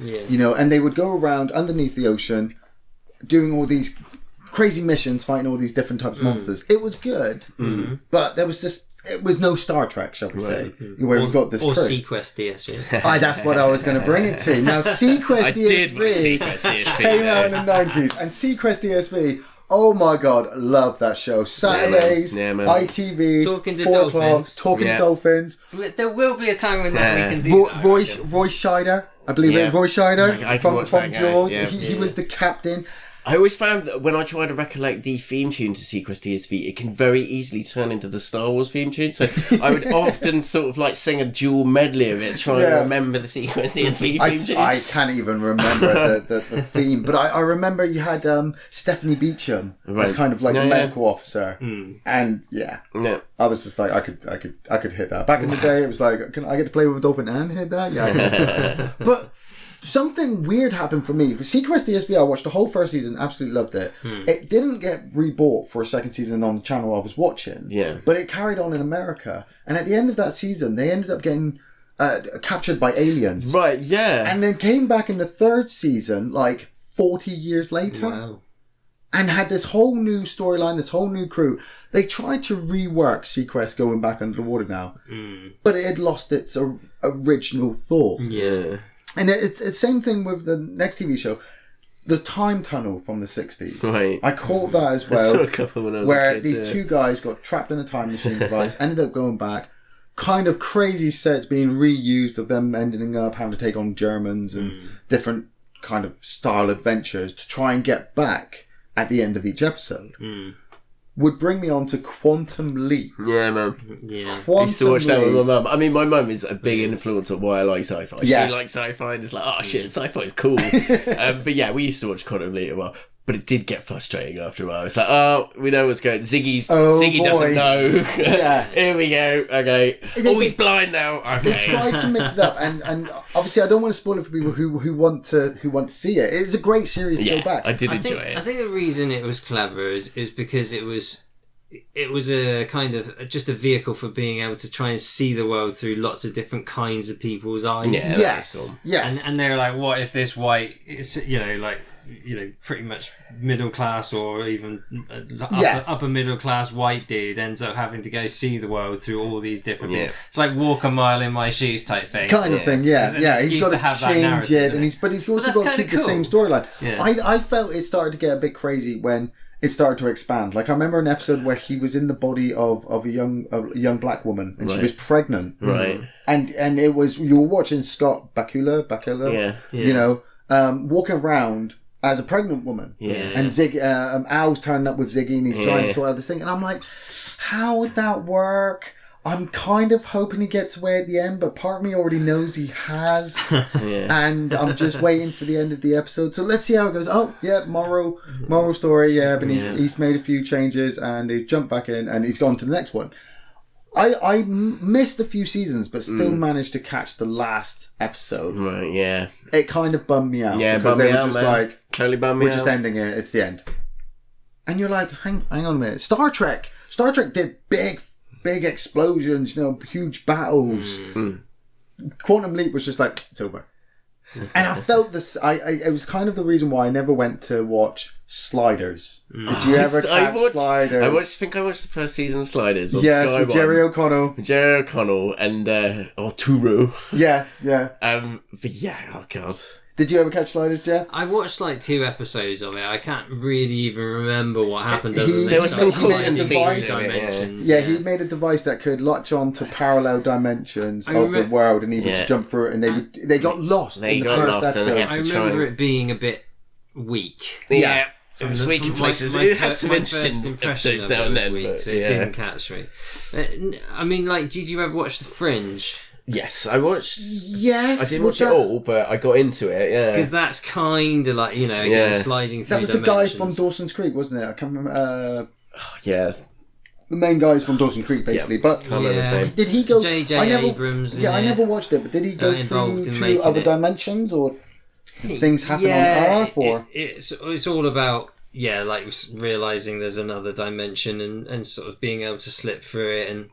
I mean, it's also a bit like X-Files in where you had Monster of the Week. Or Strange Event of the Week. Yeah. Right, Because they were FBI, But it had a- which yeah, were it had a decent investigating arc to it, fringe didn't it? events. Okay, yeah. So- But it always had that mysterious arc going throughout all of it, and it was like, yeah. But again, that had suffered from the same sort of thing like Lost did and all of that, where they didn't really know where they were going with it. Yeah. They sort of started to realise there was a bit of a cash cow, and they could keep it going for a few seasons. Obviously, the TV Moguls, producers, the channel, whichever one was doing it. I think might have been AMC, which is like they like to do that sort of thing where they go, right, it's working, let's just do it to death. And so Fringe basically did that, and then they got to a point where they had this thing happen, and you basically all have to start all over again. Yeah. And you were like, nah, done now. I'm not watching it anymore. That's what happened with The Flash. I was really into The Flash recently, and Yeah. then they did the whole paradoxed reset everything, and like all the character arcs had just gone from zero, and it's like, but I really enjoyed the camaraderie and the team you'd built and the stories you were telling, and now you reset you're it. going to start piecing them out. I haven't continued and finished the current season, but I assume it's one of those situations where it's going to pick back up, and it may get back to that point at one point. But I just want to see that team at that point do the things. Yes, yeah, you want to see them finish Not that the story, pick-up right? episodes. And it's like, when you do something like that, it's like, man. It's annoying as fuck. So but there's a lot of sci-fi stuff out there which starts out good, and then they don't have a way to end it. So It falls over. Like Quantum Leap, it just ends, and you're like, you feel a bit but that's the thing. Going back Still image with a narrator, that's all you're getting. I tell you what, that's probably one of the reasons why Firefly is so damn good. That's the funny because thing. they did one season and then closed it with a movie, which was fucking wicked. Yeah, they didn't want I to loved close Serenity. it. I mean, somebody sat there and Loved watched Firefly. fucked up the time that it was being shown, fucked up the way you were going to publish Airing it it to in the wrong audience. order, just because they Airing it wanted in a wrong big order. film like opener, so they'll swap Yeah. it around like that. It's like, oh god. And for me, the I love Firefly, I love Serenity, and I'm one of these people who kind of doesn't want them to do any more of it. Because they had a chance. Brilliant as it is. They had a chance to remake. They had a chance to keep going. They let it go. Yeah. So he went off and made a film, which was absolutely brilliant. It's amazing they got that Reignited made. it. Like everyone just And got. They still made did- a they- Firefly movie. That was great. That's it, It they was still like, and it didn't was pick it up. awesome.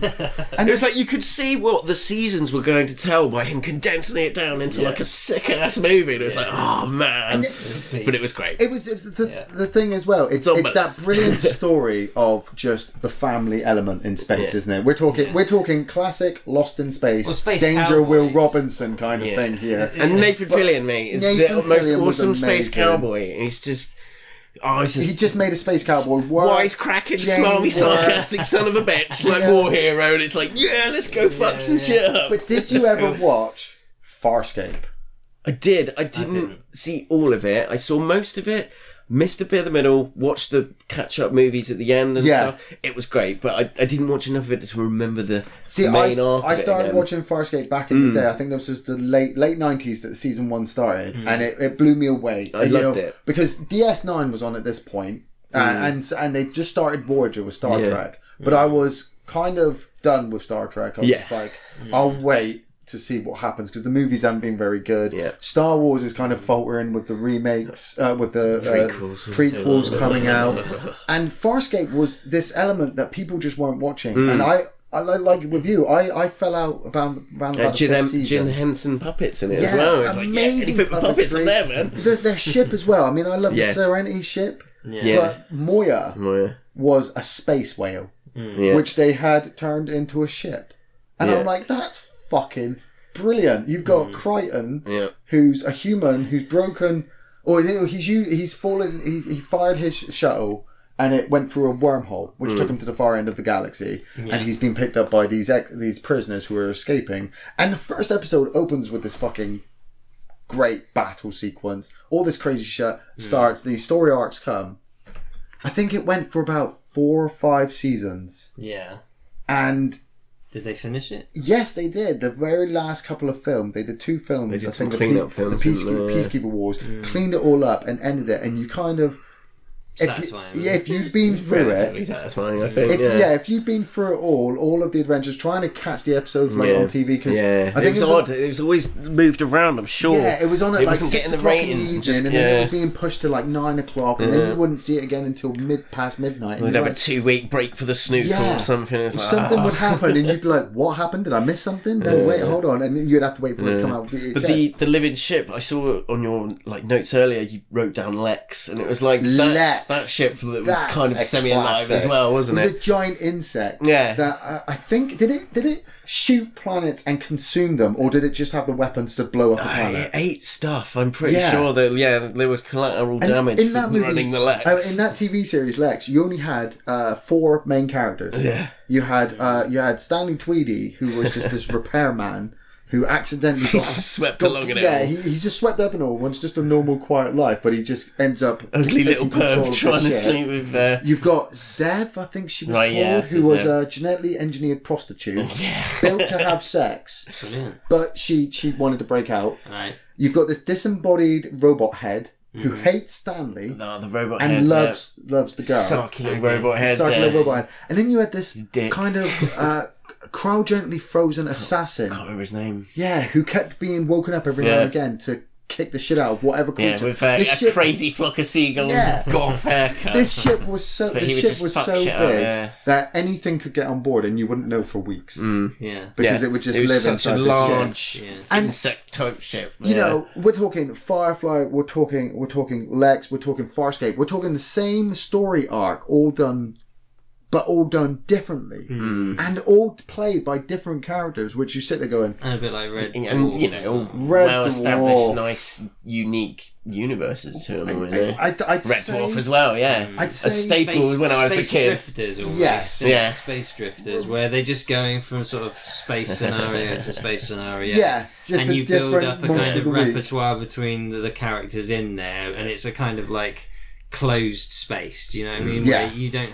You know, you can let in or out whatever you want to in the narrative, depending on how much budget you got, I suppose. And like we said earlier with the egg cups, I mean, Red Dwarf is one of those TV shows that you don't mind it looking dodgy in the background because it works in that element that it is. You know, it's kind of still 80s based, slightly even though tongue in cheek, and it's like CGI. Some TV shows. It's a staple when I was a kid. Loved Red Dwarf, loved all the ships and stuff. Again, the design was great and stuff. And it's funny. Ever watched Cowboy Bebop? I watched a couple. The Japanese anime. Yeah, I've seen a couple of episodes, and I'm like, that is just crazy. It is. How many seasons? There's only I don't know actually how many seasons there are. Is it 4? I don't know. I can't remember. But I mean, it's the kind of it's very good though. You should watch it. From am I thinking though? It's the family well. element in space. You've got a bunch of different characters fighting against. It's the Drifter family team.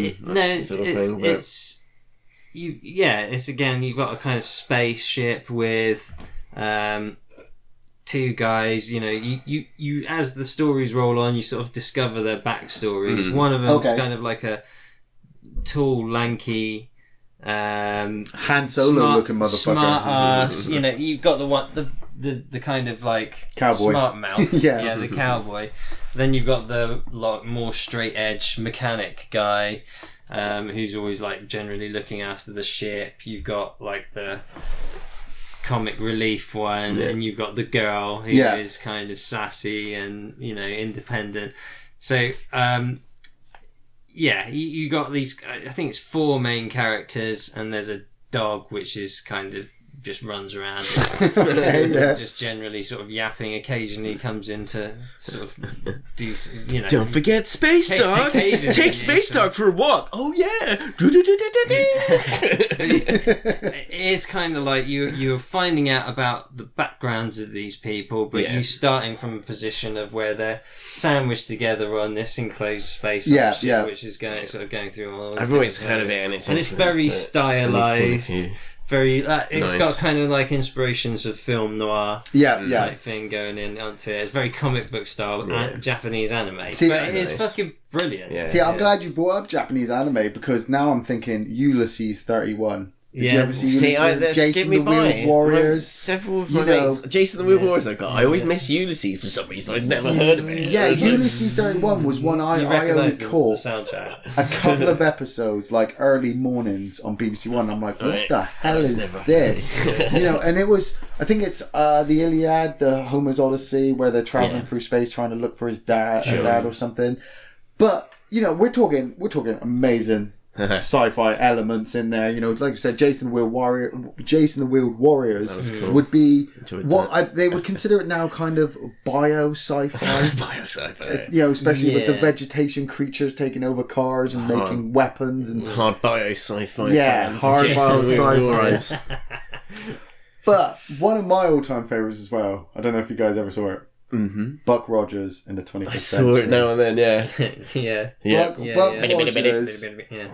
I would race. Hold on, Buck. I would be sat in mostly front. what I remember about it. Really. Making that noise. I'm 34 years old. They can still. Sometimes I'll just be walking down the street and I'll just get bitty in my head for some reason. Yeah. It makes me laugh. But the model work. When we're talking old school sci-fi from the 60s all the way up to the 80s. Stuff, yeah. You've just got the same shot. Little toy one from a carbon tail. Yeah, mirrored shots of the same ship flying from different angles. And I still sit there going, that's amazing. Yeah. Same with Battlestar Galactica, the original TV series. Yeah. You got to think, we've got the zeitgeist about sci-fi has changed a lot over the last 60 years. Okay. Do you know what I mean? Like, in the 50s, you had a very kind of, and even the 60s, you had a really everything was kind of brown. Yes, yeah. It was post-apocalyptic from the 50s and 60s. Lots of browns and creams, especially coming into the 70s. They were afraid they were going to live in a dystopian future because of nuclear war. Well, that's it. What was on the public consciousness was like nuclear based. It was kind of like, it had the kind of styling they did was very rustic. The sort of design of the time was all looked and felt very different, but then it was also very idealized. Do you know what I mean? And as people have sort of seen sci-fi in a very short period of time because of the information era, do you know what I mean? We've seen stuff that was sci-fi 20 years prior. Yes, that's what I was thinking. Become reality. Do you know what I mean? Like Star Trek in the 70s had people tapping on a mobile communication device with all the information. I always think, don't they ever think it's kind of tempting fate when they name their company Cyberdyne or something like I'm going to call it Skynet. You can't call it Skynet. That was very much a large part of the term. And it's like, nah, man, I'm calling it Skynet. It's like, do you want ants? That's how you get ants. Yeah. But now it's like, the stuff from the 70s has such a different spirit to it. Yeah. It was so much more wide-eyed and like, oh my god, this could be like... the 70s and 80s, I believe, you got like extremes. And now we've got our understanding of sci-fi now, like if we've got to try and make a sci-fi now, we're sort of much more like complex about where it could take us. Everything has shrunk. Like I said, the 50s and 60s for me was all about the nuclear bomb. Yeah. Everything being dystopian wasteland in the future. 70s and 80s was a big kind of you're being controlled kind of era and you need to break free. I mean, I'm like Invasion of the Body Snatchers kind of 1984-esque. The aliens are already among us kind of attitude. The 90s and the early noughties, I suppose you'd consider them, was a lot of inside the body, what the body could do. Sci-fi.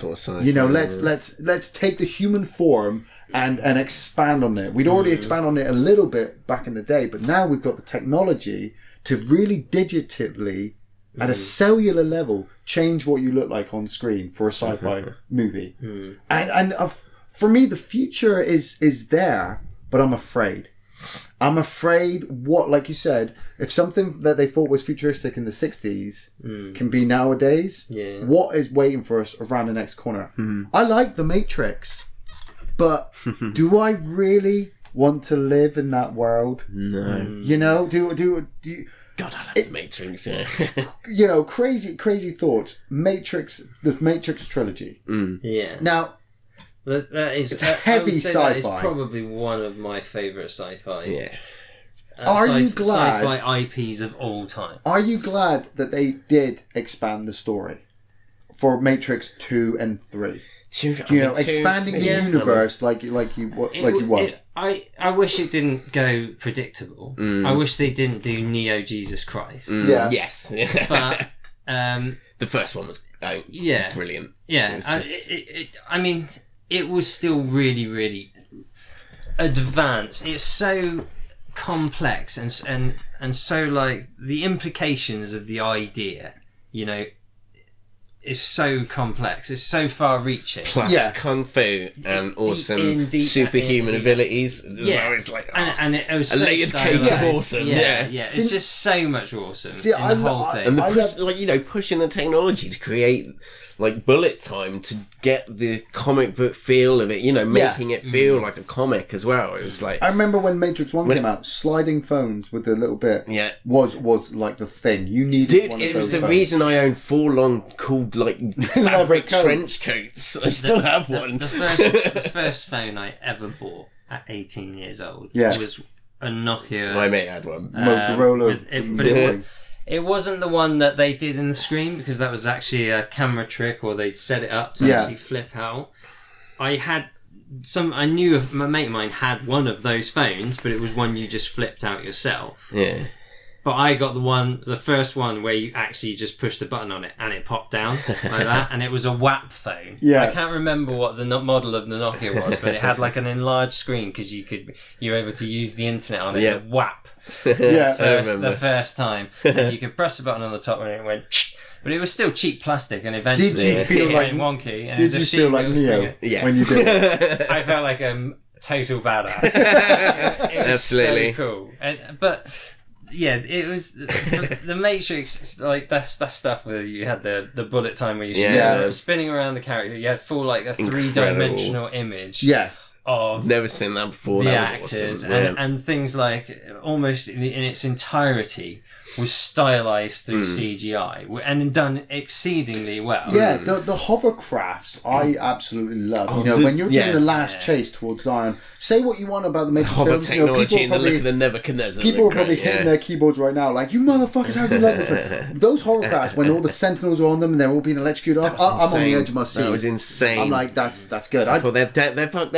Oh god. I guess I've been there for the whole conversation pieces of Neo and how he's the next one.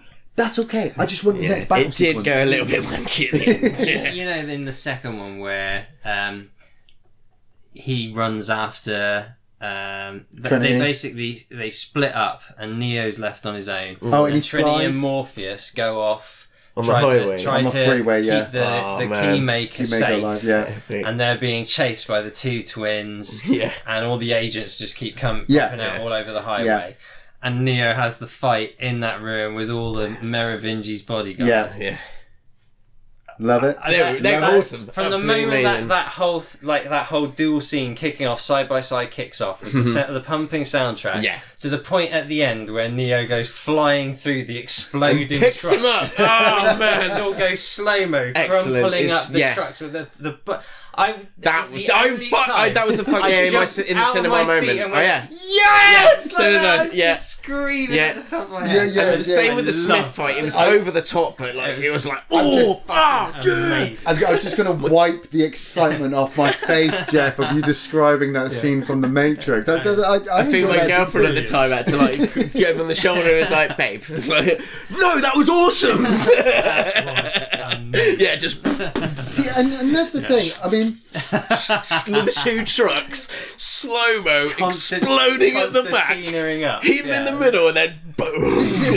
The sci-fi elements behind that to make that one scene work just opens the door for future films. The way those trucks concertinaed up as well. Yeah, that was cool. I've seen trains hitting each other in slow motion and large vehicles hitting each other. That is all based on real life crash footage of what happens to the metal and how it compresses. And it's so brilliant. Just looked perfect. I mean, it was fucking wicked. I mean, it's like going back to Star Trek. One of the awesome things that I thought in Star Trek Beyond. I mean, the film, love it or hate it, it's Star Trek to me. The time lapse of them building the Enterprise was like was what you were like just then. You know, I got the DVD and literally I sat there for like 10 minutes, like pause, nice, look in. play, pause. Looking, play, pause, looking, and picking out all the little details. Somebody's sat there and gone, we need that there, we need that there, we need this to work, so that sci-fi fans are just gonna have a fucking field day of tissue wiping themselves down. Like, have you seen this film? Fuck yeah moments. Yeah, fuck yeah moments. And I think that's always the thing for sci-fi for me.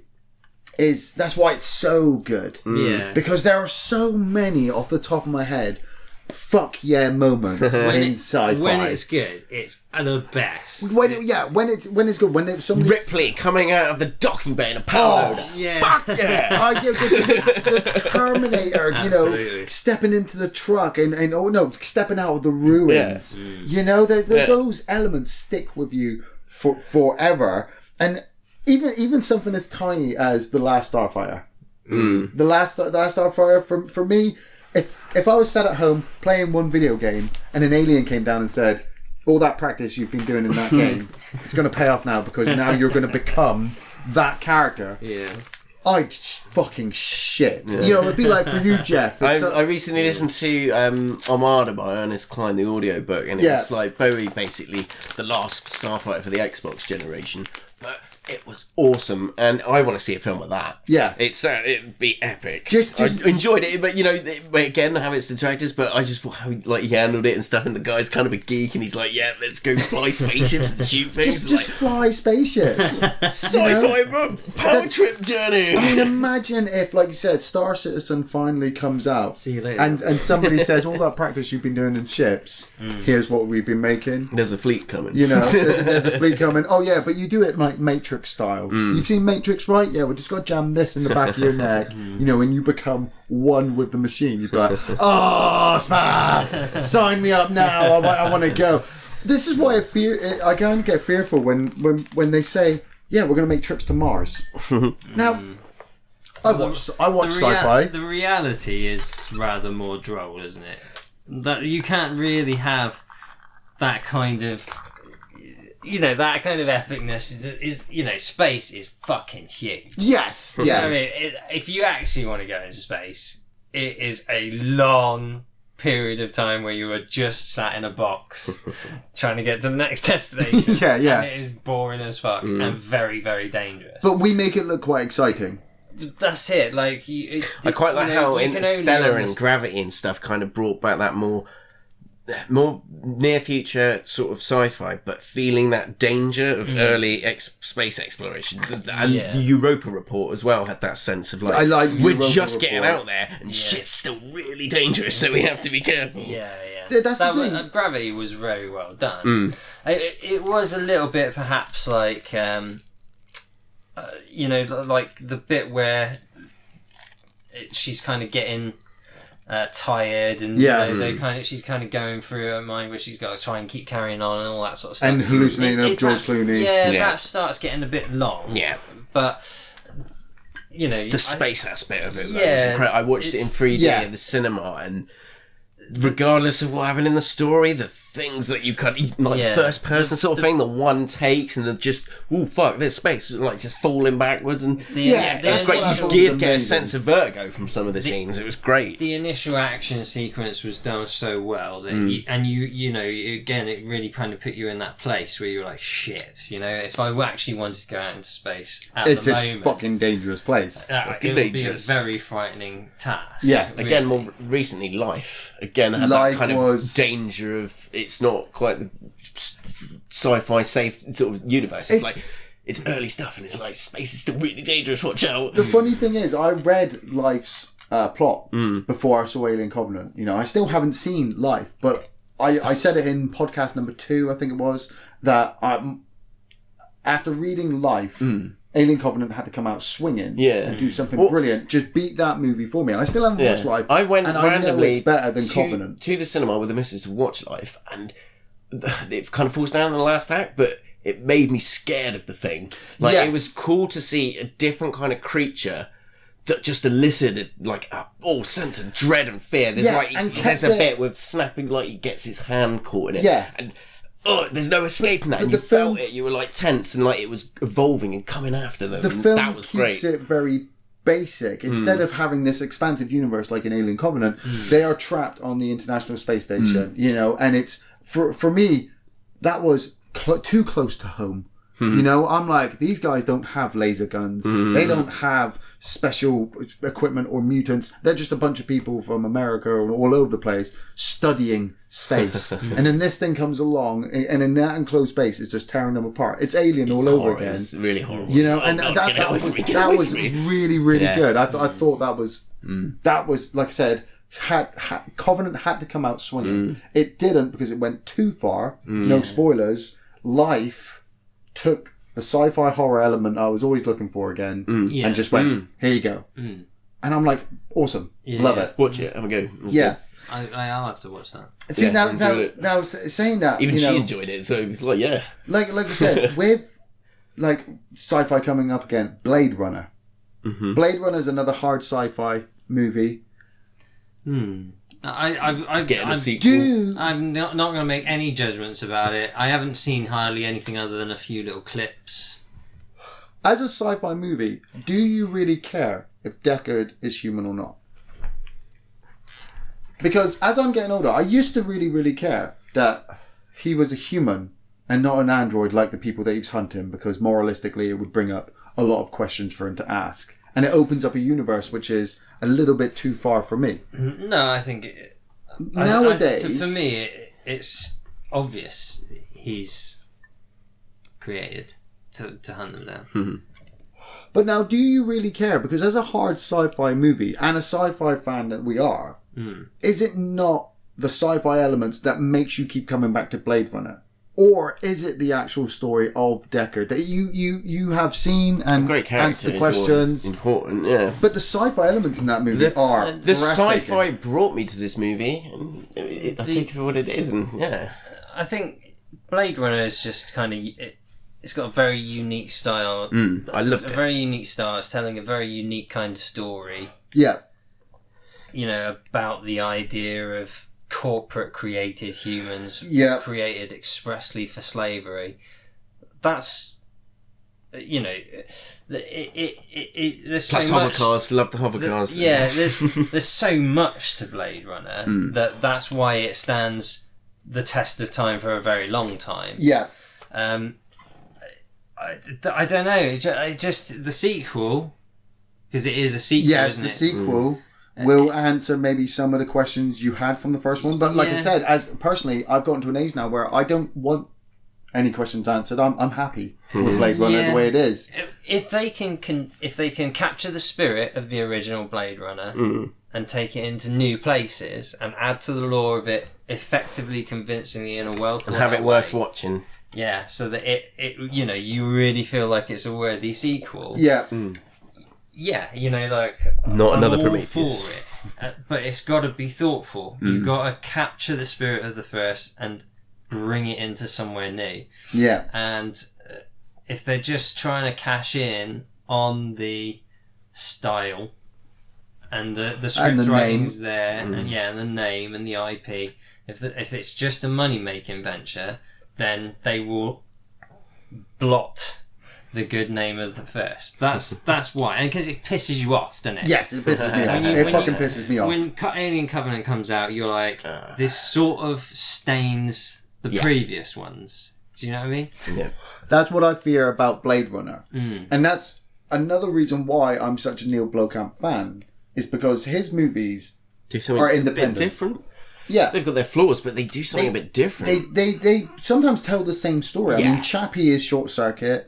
You know, District 9 cool conceits. Is kind of Alien Nation. Elysium, I suppose. It was okay. It had cool he's trying to escape from her. You know, it's like a escape from LA kind of storyline where he's just trying to get off the planet.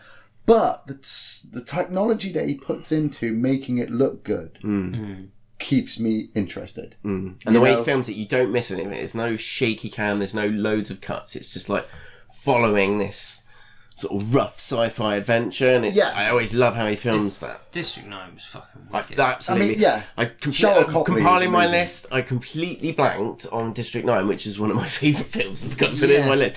But I saw that in the cinema, and it was just, you know, the news report sort of conceit to it, and just everything about it, and yeah, I loved it. The fucking weapons just exploding people. Bodies, just man. The weapon design and all just the way he crafted that world. Yeah. The way he crafts worlds is brilliant. You're instantly in. You're like, oh wow, what's going on?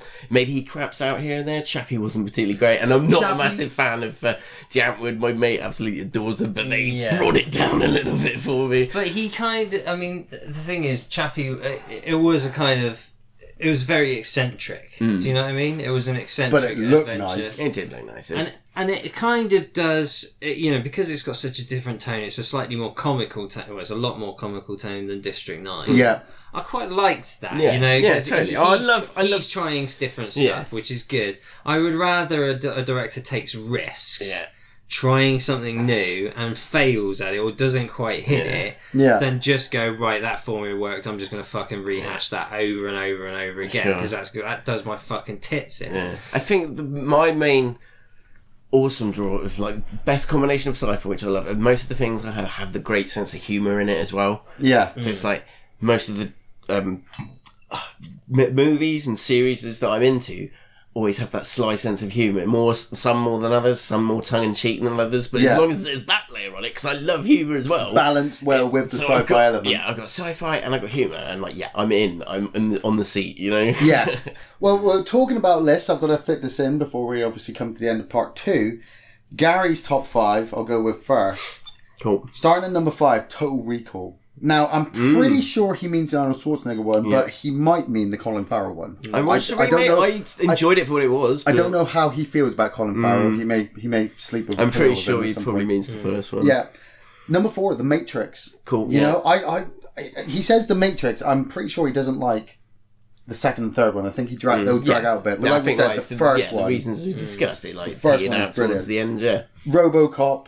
Awesome. Definitely the original RoboCop. And for number 2, he's written Alien franchise. So it's like the whole series. Fair. That's how I kind of done that as myself. And I believe as well Alien Covenant's in there as well, just as one of those films. And his number 1 is always Blade Runner. Nice. His number 1 is always Blade Runner, and we've had many an argument over if Deckard is human or not.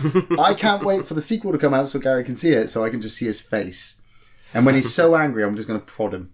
I've got to say, one of my favourite ever sci-fi series. Yeah. And I read 6 of the books. Okay. The Dune series. Nice. Dune. That's a podcast in itself.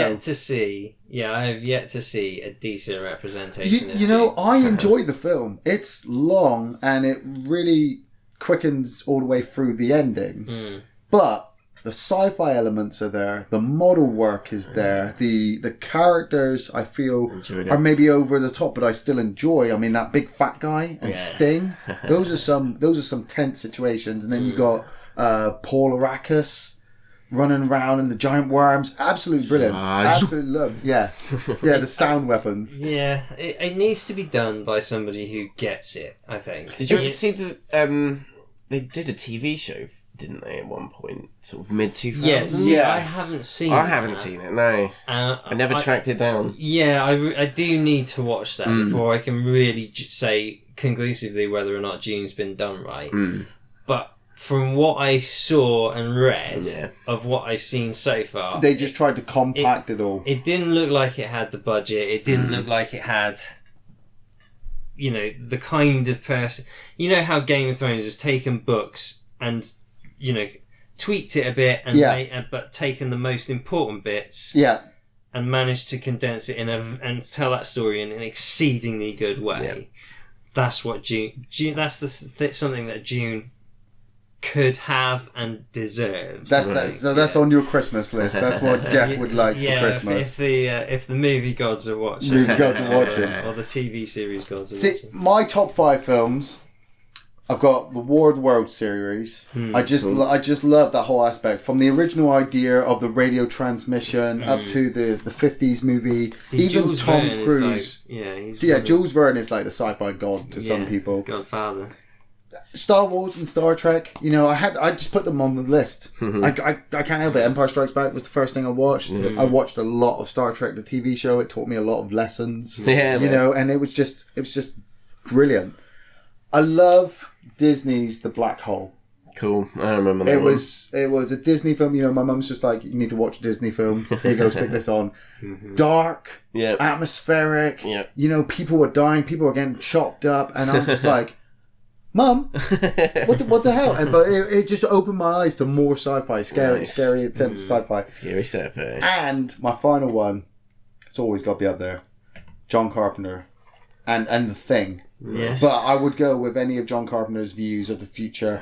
That Escape from New York, They Live. They Live's great. I finally got around to watching that about a year ago because I never had it. Yeah, it's still great. Amazing. But The Thing, oh god, it just fucking, it's just with the body horror again. Oh, it's one of the greatest movies ever made. People are like, Ian, you got to review it now. You got to review it. But I'm like, you know, got to do the prequel first. Got to do the prequel first because I gotta. I just gotta. Adrian, your top 5 sci-fi movies? So, we'll go the 5 right. So, Galaxy Quest. Oh, nice. I love Galaxy Quest. Nice. It was the right amount of in-jokes, but honour for like traditional sort of sci-fi and Star Trek and everything that's come before. Tim Allen and Alan cast, Rickman. like Tim Allen could either be likeable or just, I'm not watching this. And the cast in that just worked. It's like brilliant. Yeah.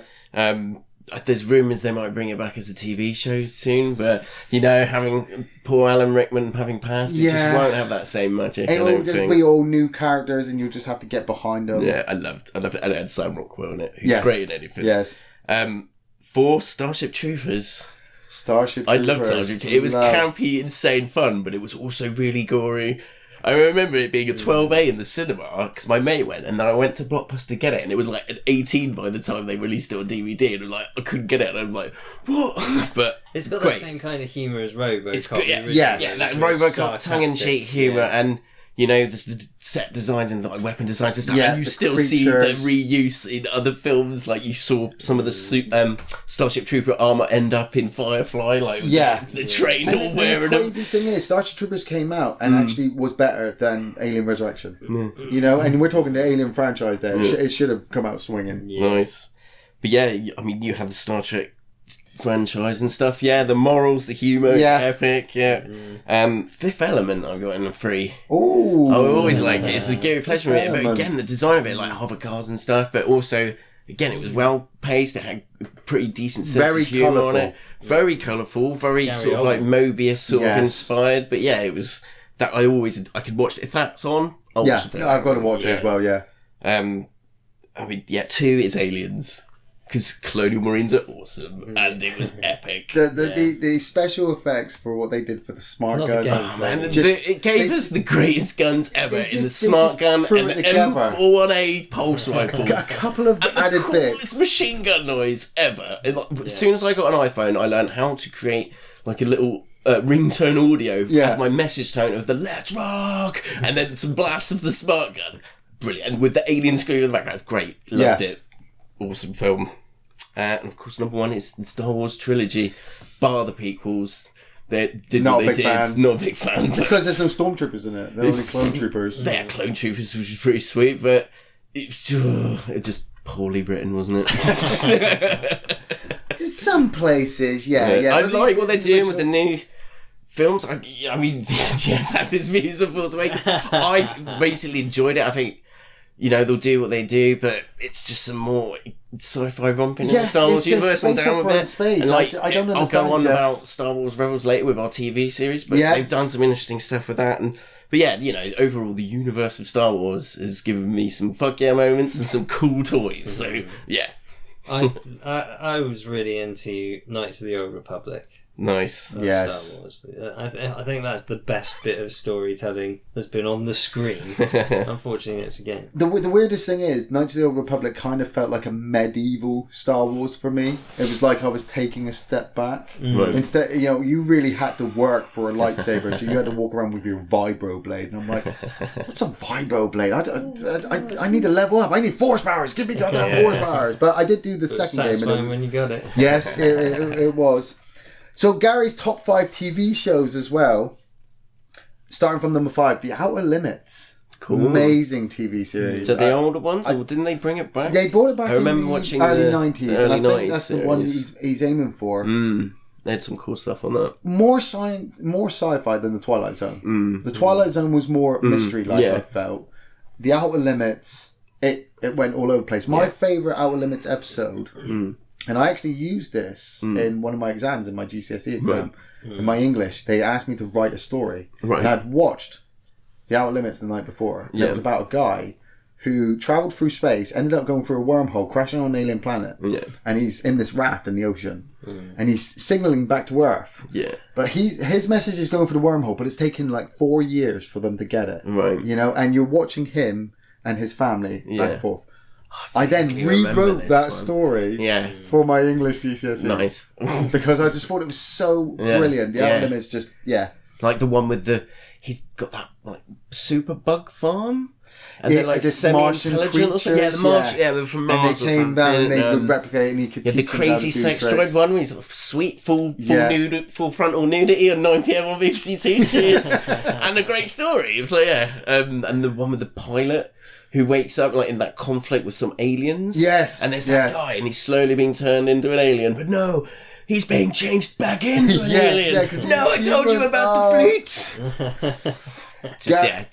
Gary's number 4, Deep Space Nine. Sweet. Now, like I said, I'm a big fan of Star Trek, but the TV series Deep Space Nine for me was just a little bit too political. You know, they were on this station and they were just doing these things each week, dealing with different problems. They had big. Well, I would say it started off kind of campy and sort of, you know, Tim and Morris did Monster of the Week a little bit, and then they started having a proper arc with it, where like the Klingons and the Cardassians, and then eventually the Dominion War came, and it was like, oh shit, the Federation's in trouble. Oh man, and that was mad. Yeah, that was they say they were in trouble. 10,000 years in the everyone having a rally together to fight off the Dominion, and it was like, oh god, awesome. The Kardashians have become their own subspecies and mutated into Gary's number 3.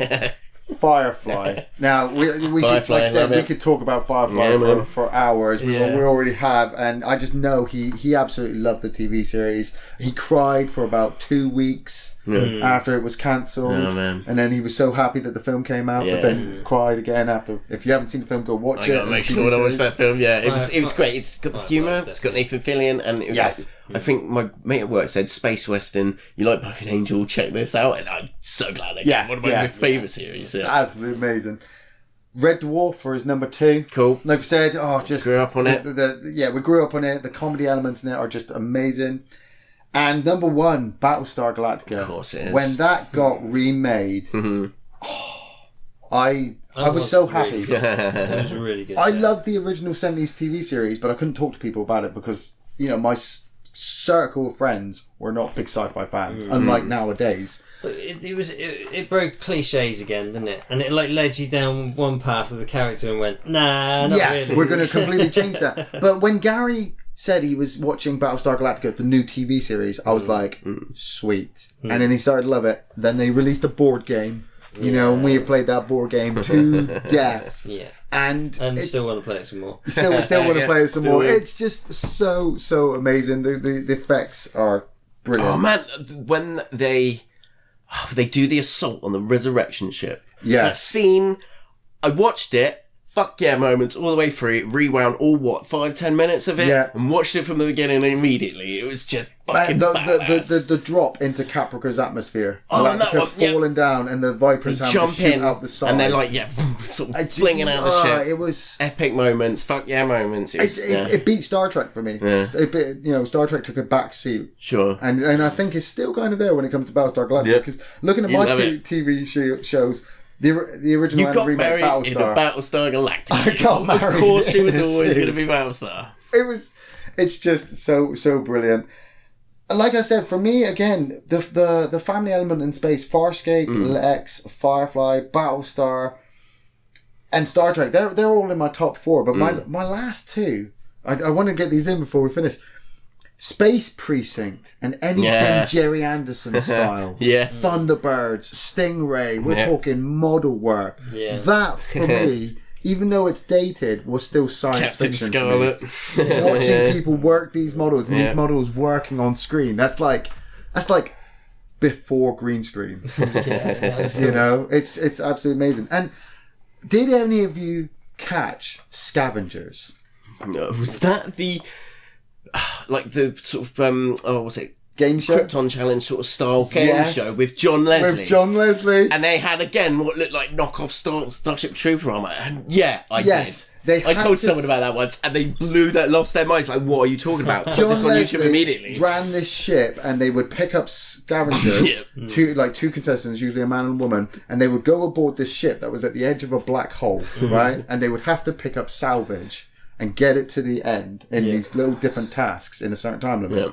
And if they didn't, they would get left behind on the ship, or they would have to leave their salvage. And it was awesome. I so want them to remake that show, because it would just be brilliant. John Leslie you know? proper playing it hard as well. Like, a skinny little, I was like, it's sort of worked out a little bit, but not awesome Android co-pilot as well. I who forgot looked about hot as fuck. Basically, hot as fuck.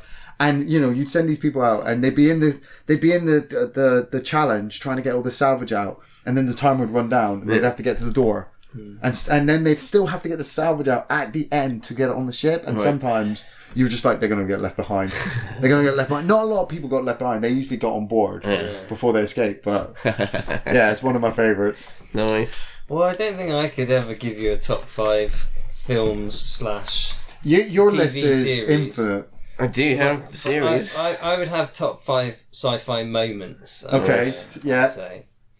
And I couldn't even say that they're in this particular order. You okay? But you got 5. I can definitely say that these are some of my top 5 sci-fi moments. Yep. Definitely Firefly. Cool. Absolutely is. It was right in there. Definitely The Matrix. Yep. Brilliant. Which scene? Yeah. 1 and 2. Yep. Mass Effect. The second one. The game. Yeah. Okay, That's that's on your list. totally. Sci-fi moments, yeah. I would Mass say Effect. that. Yeah, nice. Mass Effect's amazing. Yep, Knights of the Old Republic. nice. Again, the second one. Yeah. It's brilliant. KOTOR 2. Yeah. And X-Men. Nice. The X-Men. cartoon. Do you remember the original? Ah, Yeah, Gambit and Rhodes and the love story between those You know, two. I questioned this when I was making. I was questioning this when I was making my list. That Phoenix. Mate, it's fucking wicked. you know, Marvel and DC, their superhero elements are very sci-fi. Yeah, I didn't count it as sci-fi when I was compiling, but they definitely is a hard and now aspect he's brought to up it. X-Men. We haven't talked about a single kind of Marvel thing for I think that's for the this same whole show, hour. really, And isn't X-Men it? go Yeah. there. I think X-Men is the only one. Well, it's one of the ones that you could say is sci-fi, really, because it's kind of like, oh, these are mutants. The travelling in the future, bringing Cable back and Bishop and the Sentinels. That is massively sci-fi. Yeah. Nice. Top 5 series, TV shows, Adrian? Right, what have I got then? I'll go 5 with SG-1. Stargate. SG-1. Ooh. I loved the movie when it came out. I even had Yes. the Panini sticker album, I think.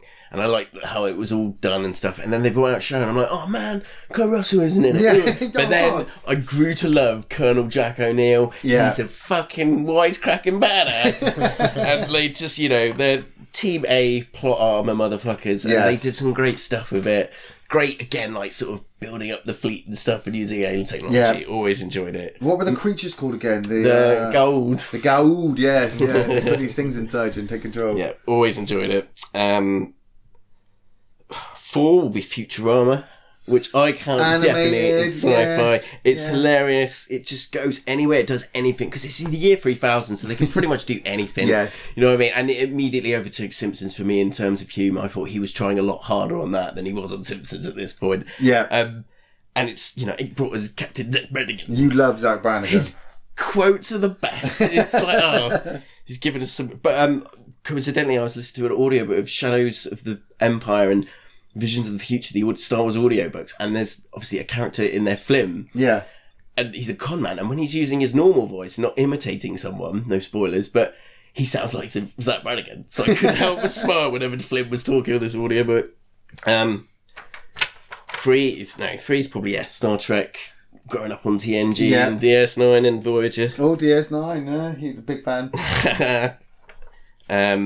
Star Wars Rebels is it too? I was waiting for your Rebels to come up. I mean, I moved it up. I was so surprised by it. I merely watched it because I ran out of Star Wars stuff to watch. I thought I'd give this a go and try and get over the kiddie animation. Now I don't even notice it. Some of the battle scenes and the transitions and the way they frame stuff and the storylines they're going with. Some of the most great enjoyable Star Wars moments I've had in a long time. I think Disney have done a great thing with it. If you want something to whet your appetite, Jeff, I know what you say about Rebels is after the bad taste I had from Vader after the prequels and what they did with it. Yes, Vader coming back.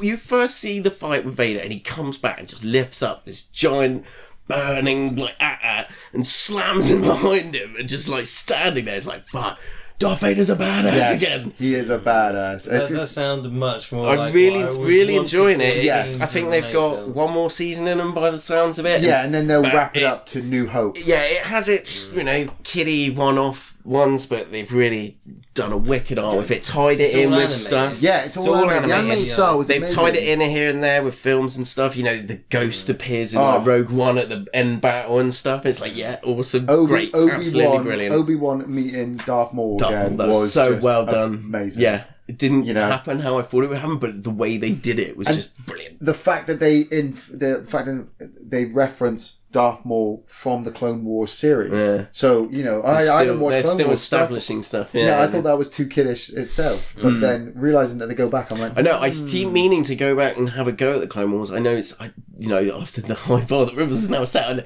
I've watched some here now, but I kind of, again, couldn't quite get over the animation.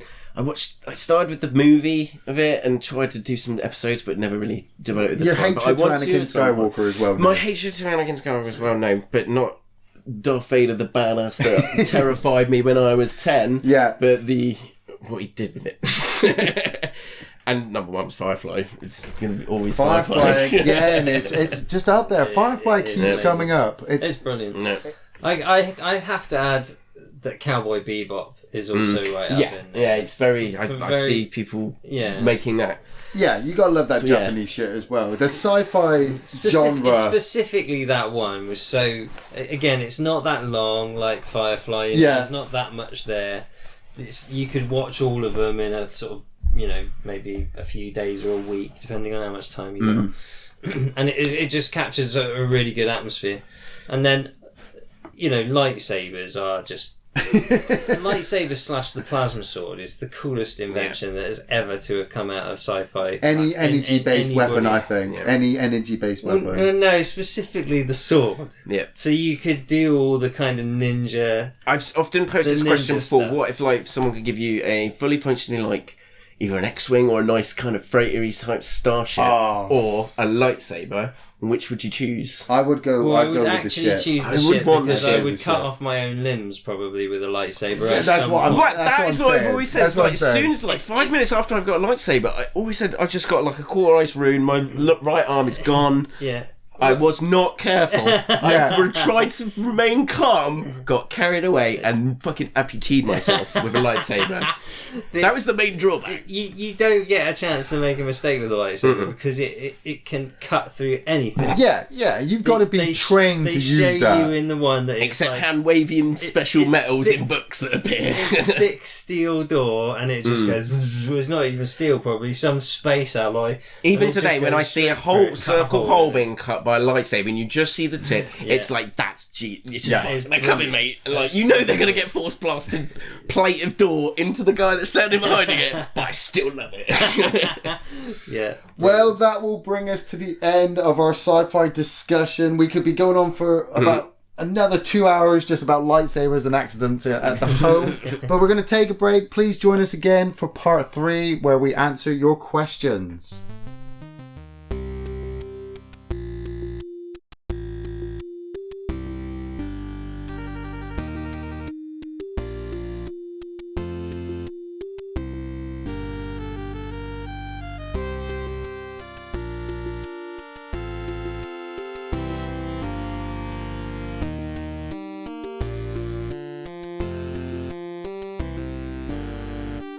Welcome back, everybody, and here we are in the questions section of the podcast. I love the question section. Questions. You know, that's it. I just love people just sitting there, you know, on Facebook or on Twitter or on YouTube, and they're just like, guys, here's my next question. Yeah. We get a lot of repeats of the same ones, like how me and Gary met and things like that. But you know, for this one, how was your mum? If I come across any of those, I'll obviously chuck them out to you guys. The first question comes from Aaron Gardner. Hey, Aaron.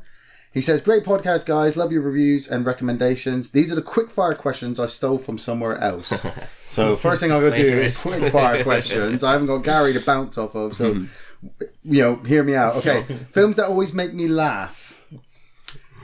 You know, I've got a bit of a thing for Adam Sandler movies. They are just stupid. I can take you outside.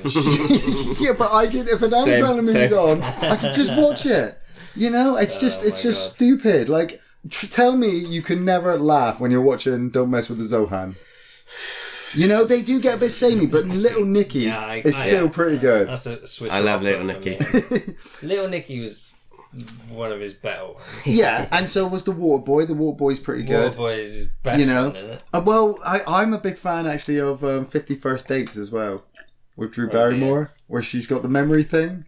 And that's pretty good. She made me watch that one, yeah. And The Longest Yard as well. Films that always make me cry. Forrest Gump made me cry. Forrest Gump makes me cry. I saw that. Me and my mum and little brother all just crying. Forrest Gump, man. Forrest Gump's one of my favourite films. Yeah, it's amazing. Tom Hanks is brilliant. And when he stood in front of that grave, oh, good Jesus Christ, I don't care how hard you are, you are breaking down at that point. Yeah. Also, as well... Kick-Ass made me cry. What? Really? I was stunned by that film. I thought it was... I really, really enjoyed it. It was so...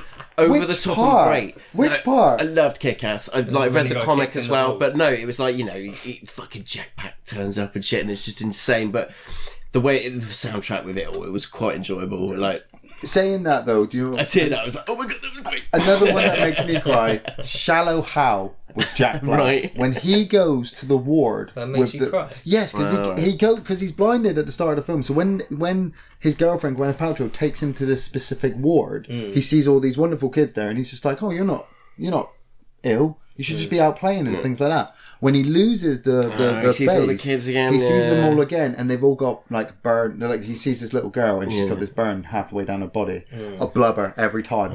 I blubber every time. It just gets me. Films that scared you the most. American Werewolf in London. When I was a kid, I watched the beginning, and when he is getting torn apart by that wolf, and he's screaming for his friend David, and David's walking away. Oh, goosebumps. I get kind of wet as well. I think the first thing that scared me was probably Indiana Jones, the face melting in the chalice room. Nice. Because that just, that terrified me when I saw that when I was a kid. And like, ever since then, it was like, I can deal with it now. But I was so scared. The Nazis, his face is melting up. The Nazis in Raiders of the Lost Ark, when they melt and explode. The stuff in Temple of Doom, that's scary. Geoff, I mean, nothing scares you, does it? I mean... No, it did once when I was a kid. I think the most vivid memory I actually have is Jurassic Park. Nice. Okay. Because it was real enough that it really... Like, those velociraptors genuinely frightened me. I went to see it at the big screen. Yeah. I was only about 11 or 12, something like that, when it came out. When did it come out? 1990? 93, I think. 93. 93, so I was probably about 12. Yeah, that would be about right. And the visuals were so good. It jumped forward that much further that it really gave me a serious sense of peril. And I remember the night after having the most vivid dreams of velociraptors eating of velociraptors and T-Rexes and stuff, and just being chased, and all about the dinosaurs. Like it gave me like really strong visual dreams. So that was probably, and that obviously was to do with my age and how impressionable I was at that time. But that is definitely the one that's burnt into me. Just quick shout out recently, definitely Life. It was the first time I've seen a film where I felt scared of the thing. And I generally felt a sense of like apprehension and scared of this being stuck in those. So shout out to Life. It was good. Films you love and everyone hates. I am a bit of a fan of Cabin Fever, and I know Gary absolutely fucking hates it. I love Cabin Fever. I think it's totally original. I think it's just mind blowing how the story just explodes into all this blood and guts over just a simple virus that escalates. It's minging. Absolutely minging, but it's so funny in places. You know that I love that bit where Eli Roth turns up at the campfire, and he's just like, you know, can I hang out with you guys? They're like, no, go away. And he's like, okay, I suppose I'll go smoke this big bag of weed to myself. And I'm like, he said weed in a movie. They're not allowed to do that in a horror movie. That's bad. They're all going to die now. Damn reefer smokers. Yeah. Films you love and everyone else hates? I'm going to go with Chronicles of Riddick. Oh, nice. They got slated, but that film was an epic movie. I enjoyed the shit out of Chronicles of Riddick. I thought it was good. Yeah, man. Jeff, the films you and love Pitch and everyone Black, hates? to a lesser extent, was great as well. There's films I love that everyone hates. Just one. He's going for his back catalogue. I don't know. That's a very difficult one for me to grasp on because most of the stuff I like is fairly popular. Well, it's kind of funny because his next question was films you hate that everyone loves, and I'm going to go with you and just say you're just going to say Force Awakens. Oh. Yeah, right now it'll change. Yeah, you trust me. In 10 years, people will look back and go, "That was shit." Films you hate, Adrian, and everyone else loves. Because we talked about it recently, I'm going to go with Monsters. I hate that movie. Everyone went on about it, and it was just so boring, and I hated the lead characters, and I just didn't want to watch any more of that movie. Yeah, Monsters came out at the wrong time. Yeah. It was a baby in the shadow. People rave about it, and I just don't get it. It was so boring. For giant monsters in it, and I was bored. The films I hate, there's a kind of a bit of a long list. I have one recently. Yeah, that is. I don't hate it, so I don't know if it counts. Okay. I felt strangely ambivalent and slightly irritated with it. Slightly irritated would say angry, almost angry. Yeah, but it didn't anger me because it was still good. What was it? But there was, Dunkirk. Okay. And this will be very unpopular because I think most people genuinely like Dunkirk, and it is still quite a good movie. Yeah.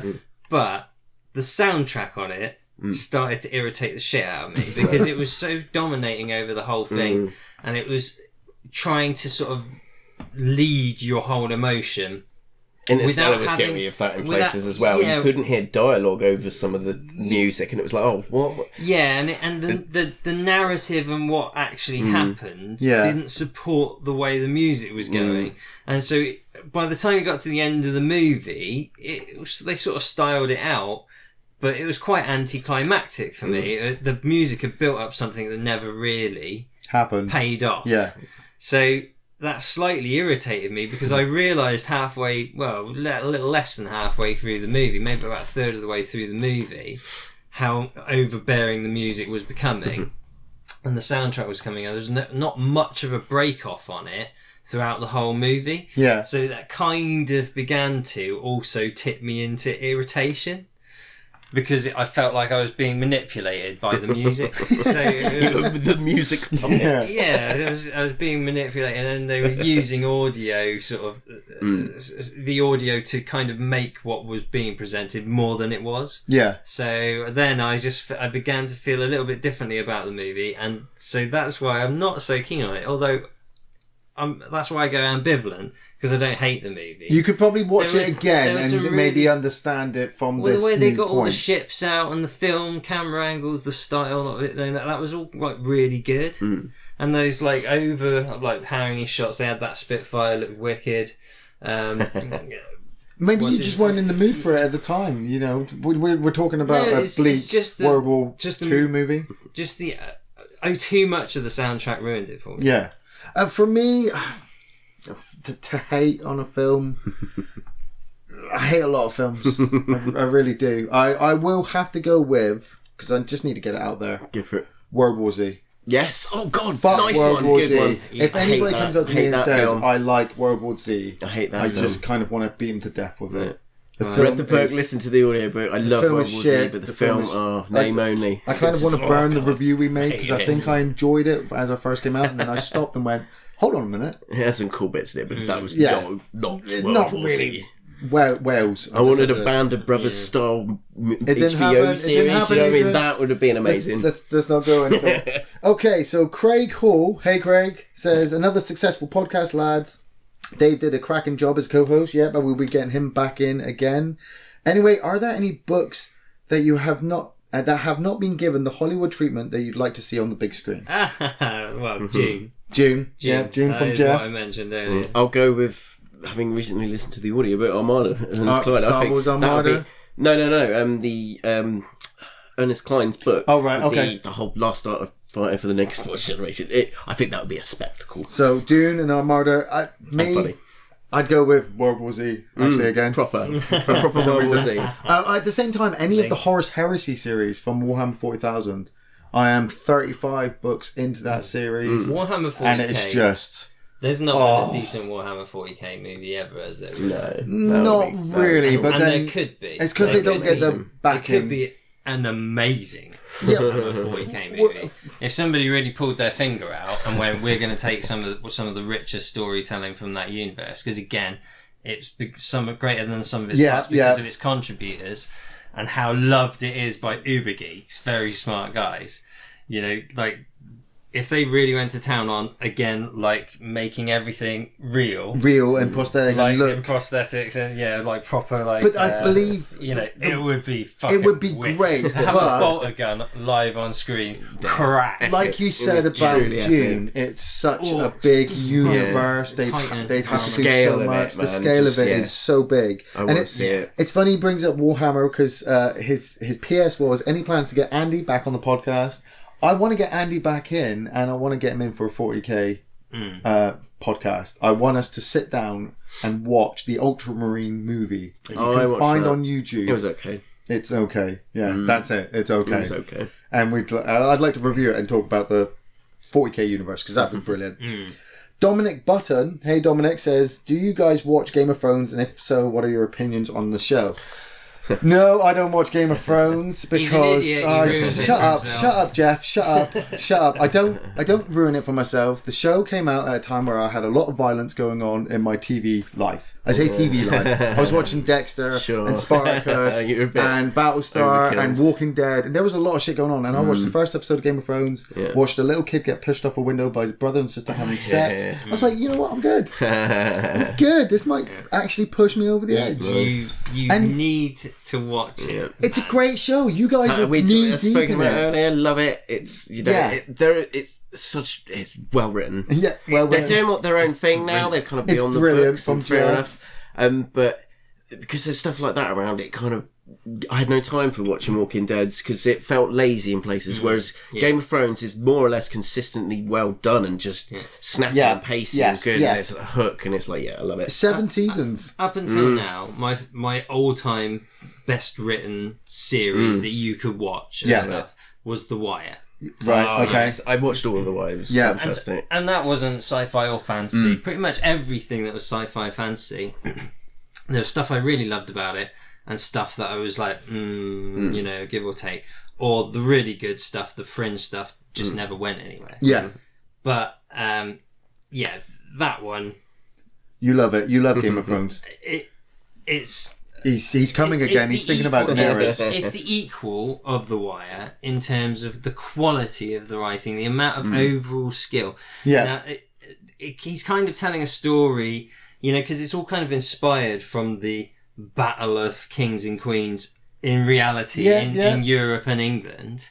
You know, it's kind of all based on history, and he's taken actual historical events and crafted a fantasy story out of it. There's no argument. It's 7 seasons, man. There's so much depth. There's so much depth to it. Yeah, he's like, he smashed it. He's taken fantasy into an era where he's raised the bar. Yeah. And not only that, but its translation to screen has been brilliant. The best. Almost perfect. The best they could do with the budget that they had. That's what I mean. Which is progress. Almost perfect. It's not a bad thing because you can't get perfect, I think. I think it's so good that you'll still be able to look back in 10 years' time and go, Game of Thrones, that was a fucking badass TV series. And it still looks great. I think the Battle of Blackwater was just, that sold me on it. It's like I'd never seen something that cinematic and epic in a TV show before. It was like, wow, I cannot wait to watch the rest of this. Jack Hawkins, hey Jack, says, hey guys, as always, love the last podcast. His questions are, once again, Game of Thrones. Who are your favourite Game of Thrones characters and why? I don't watch it, but funnily enough, over the 7 seasons, I've still kept in touch with informed. It to keep up so I can talk to people about it. Arya. Alright, yeah. I've always said Arya will be the last one standing. She's a badass. After everything goes on and everything is just... She's a little badass. Yeah, she'll be there. There's got to be a Stark left. I think the Starks took it pretty heavy. And there's got to be one left. She's it for me. Yeah. Favorite characters? Tyrion, because he's a boss. And he's got a good sense of humour about him. I love it. He's great. Peter Dinklage is awesome. It's Tyrion.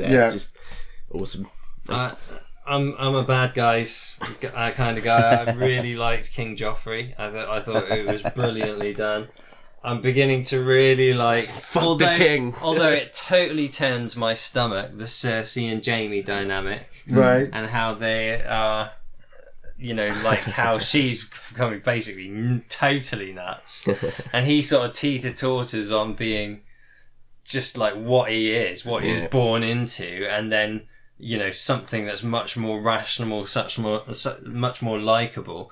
I like the duality of Jaime, and Rhys Bolton, and you're loving the bad guys. I don't even watch it. I know all the bad guys. The Boltons were fucking wicked. Yeah, because they were proper like evil. You wanted to hate them. Yeah.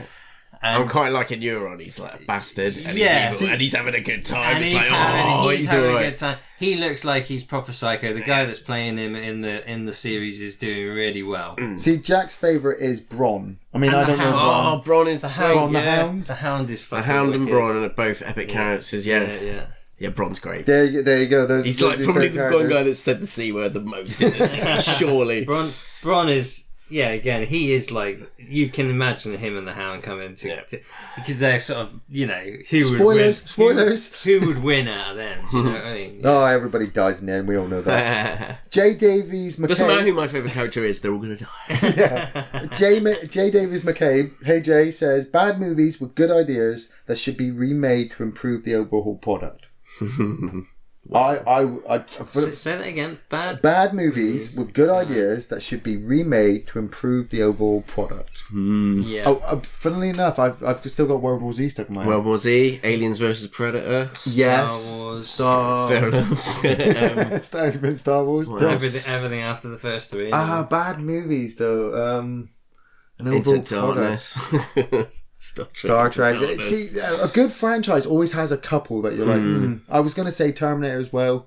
Maybe remake Genesis. See, I wish they could. If you could get Star Wars, the 4, 5, and 6, episode 4, 5, and 6, then cut off everything that's been done there, and then go from there again and remake it using the skills of the set makers and the special effects people from today that have done 7, and then take the people that were the minds behind this is a big project, story Geoff. in the 70s and 80s. If you could have them and matched with them and have a bit more of a somebody somewhere is like, nah, fuck that. We're just gonna have a guy go around and rescue all these babes and just make out of them. More recently, Baywatch. I really wanted it to be a 21 Jump Street awesome funny film, and they just didn't. I love The Rock. I love Zac Efron these days. He's quite funny, but no, it was they screwed up. Oh, it was a clusterfuck. It was horrible. Bad. See, bad movies as well. Alien Covenant as well. Oh god, yeah, that again. I don't want to spoil it, but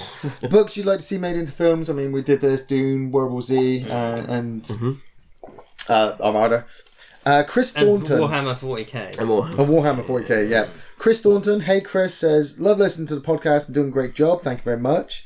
He has 2 questions. What are your favourite film or video game soundtracks? And what films that blew you away from the first time viewing or rewatching it years later? Nice. Well, let's go with the favourite film, video game soundtracks. Okay. I'm lost already. I'm done. I've got one. I mean, there's loads I could mention, but I think I'll go with Wipeout. Nice. And you could play it in a CD player as well. Yes. It's like one of the few games you could do that with. But the whole design and aspect and feel and flavour of that world got me into like wanting to know more about graphic design. And, it was done by the Designers Republic, which are a really awesome sort of design brand always feature a lot of Japanese characters in your brand. I wrote a bit of a thesis bit where it was the Japanese influence appearing in the Matrix and stuff like that, and its knock-on effect on design and stuff. But yeah, I always loved the soundtrack to the new Doom game. That soundtrack is good. Fantastic. Really good, You just get wrapped up into the heavy metal just kicking off. Yeah. You're just running around like a madman, and then once everything's dead, the music slows down. You're like, and breathe. And next. Yes. And it's just, I love listening to it at home as well. Skyrim, Mass Effect, Mass Effect, those are both absolutely fantastic soundtracks. First game, Mass Effect, the soundtrack was so good. Yeah, and it will continue to be good all the way through to 3. And, the music was one of the best things about that. The Skyrim soundtrack is epic. Yes. And these are 2 soundtracks which I will sometimes just put on YouTube and let it play through. Listen to it because it's enjoyable from beginning to end. Nice. 2 quick shout-outs to maybe Witcher 3 and Little Big Planet. Ooh, the first Little Big Planet. The soundtrack really went with the level design, and it really got you you really got into it. It was great. The colours and the way the level would play out went so well with the tracks that they selected, and I downloaded that soundtrack. And the soundtrack to The Matrix. Nice. Yes, the first one's amazing. It was also very again. Rob Dugan, man, I love that track. That was one I actually bought. So went out and spent money on the disc. Only the best stuff, I'll go out and see get another great film soundtrack. Oh Brother, Where Art Thou? I was watching that a couple of days ago, and the soundtrack is just. You get lost in it. And same as the Aliens one by James Horner, Terminator one, Jaws. It gets crazy, but. Films that blew you away the first time viewing or rewatching it years later. First time, Dread. I watched that again recently. When I loved Dread. Yes. And at the same time, the Raid as well. The Raid. The Raid is beautiful. The first, the first one. The second one, I don't know why it didn't quite have as much. Because you'd already gone through the first one. They just tried to expand it, and you were excited, but it just did. Bigger, So, hopefully a Mega City TV series coming with maybe Urban as Dread again. Yeah, I would love to see Urban back as Dread. I think he's awesome. Yes, Urban back as Dread, and the TV series take the kind of aspects that Game of Thrones has been able to go with. Just write it well. A dark theme, maybe even with some comedy elements, because Mega City 1 has some comedy aspects in there, and just at the same time having shooting people. Yeah. Shout out to Almost Human with Carl Urban that got sadly killed again. That was the I really TV enjoyed show. that. It got going, and then halfway through that series, they introduced the concept of the wall. The villain of the week got escaped by going over the wall, which was a wall that surrounded the whole city, and had never been mentioned before. And it was there was something beyond the wall, and that never got resolved either. Damn! Oh god, they cancelled it, but it was great. Damn. Jurassic Park is in there because it just blew me away. That at the time it was just such a jump forward in sort of special effects. Nice. But Ghost in the Shell, funnily enough, nice. That blew me away when I first watched that. Ghost in the Shell, and Akira Ninja as well. Scroll. Oh man. Oh yes, Sick Ninja film. Scroll is Love it. Beautiful. I love Ninja Scroll. I always feel it teeters towards it teeters towards the end. But that's because everything amazing has happened up to that point. The rock guy, the person with the snake for the body. Mm-hmm. You've got the wasp guy. Yeah. The whole poison aspect of the girl. That's so sick. And he's still finding this guy who's just powered by demons. It's absolutely brilliant. So Adam Richard Corrigan, hey Adam, says, Adam. Which big role had the wrong actor? Which had the perfect one? Ironically, I think Judge Dredd. Carl Urban. It had Stallone at first, and it was terrible, and then they found Carl Urban. That is a good one. Yes. Big roles that had wrong actors. Wrong actors. It's depending on that the Emilia part. Clarke as Sarah Connor. In Genesis. Yeah. Yeah, that's pretty bad. Go for the actors in Monster. Any of the people who cameo in Adam Sandler movies. Adam Sandler. Which had the perfect one, Sigourney Weaver for Aliens. She was just absolutely brilliant. Get away from her, you bitch. Yeah. Roy Scheider for Jaws. He just felt like the everyman. Yeah. Just Just felt like it. My favourite casting decision ever was Tom Arnold and Arnold Schwarzenegger in True Lies, which is still to this day one of my most favourite films. Yeah, the partnership. Love True Lies, and I just thought the buddy guy. Tom Arnold's not an amazing guy, but it worked. It was like, yes, it was quite cool. Bouncing off of Arnold Schwarzenegger was brilliant, and on top of that, you had the turn up of Bill Pullman. Yeah. And Bill Pullman. Yeah, just turn up every now and then. I got a little dick. It's pathetic. Hasn't it got to be Kevin Spacey as Kaiser Soze? Or John Doe? I was thinking. That's why. He was good in K-Pax. That was good in American Beauty. So Linda Buckingham, hey honey. Hey Linda. She messaged saying, "Why do you like to wiki films before watching them?" So this is a personal. Why do you, Ian? It's my beef as well. There is. I have Wikipedia'd my movies for a long time because at one point I didn't have the money to go see all these new releases while everyone was going watching them, and they were turning up on the internet as spoilers, and I just couldn't get away from it. And I found Wikipedia was doing plots for movies from back in the day. Right. So I would catch up on all these classic films, Gone with the Wind, Wizard of Oz, fucking Silent Running, classic, all these different films. I just read the plot. I have done that myself, yeah.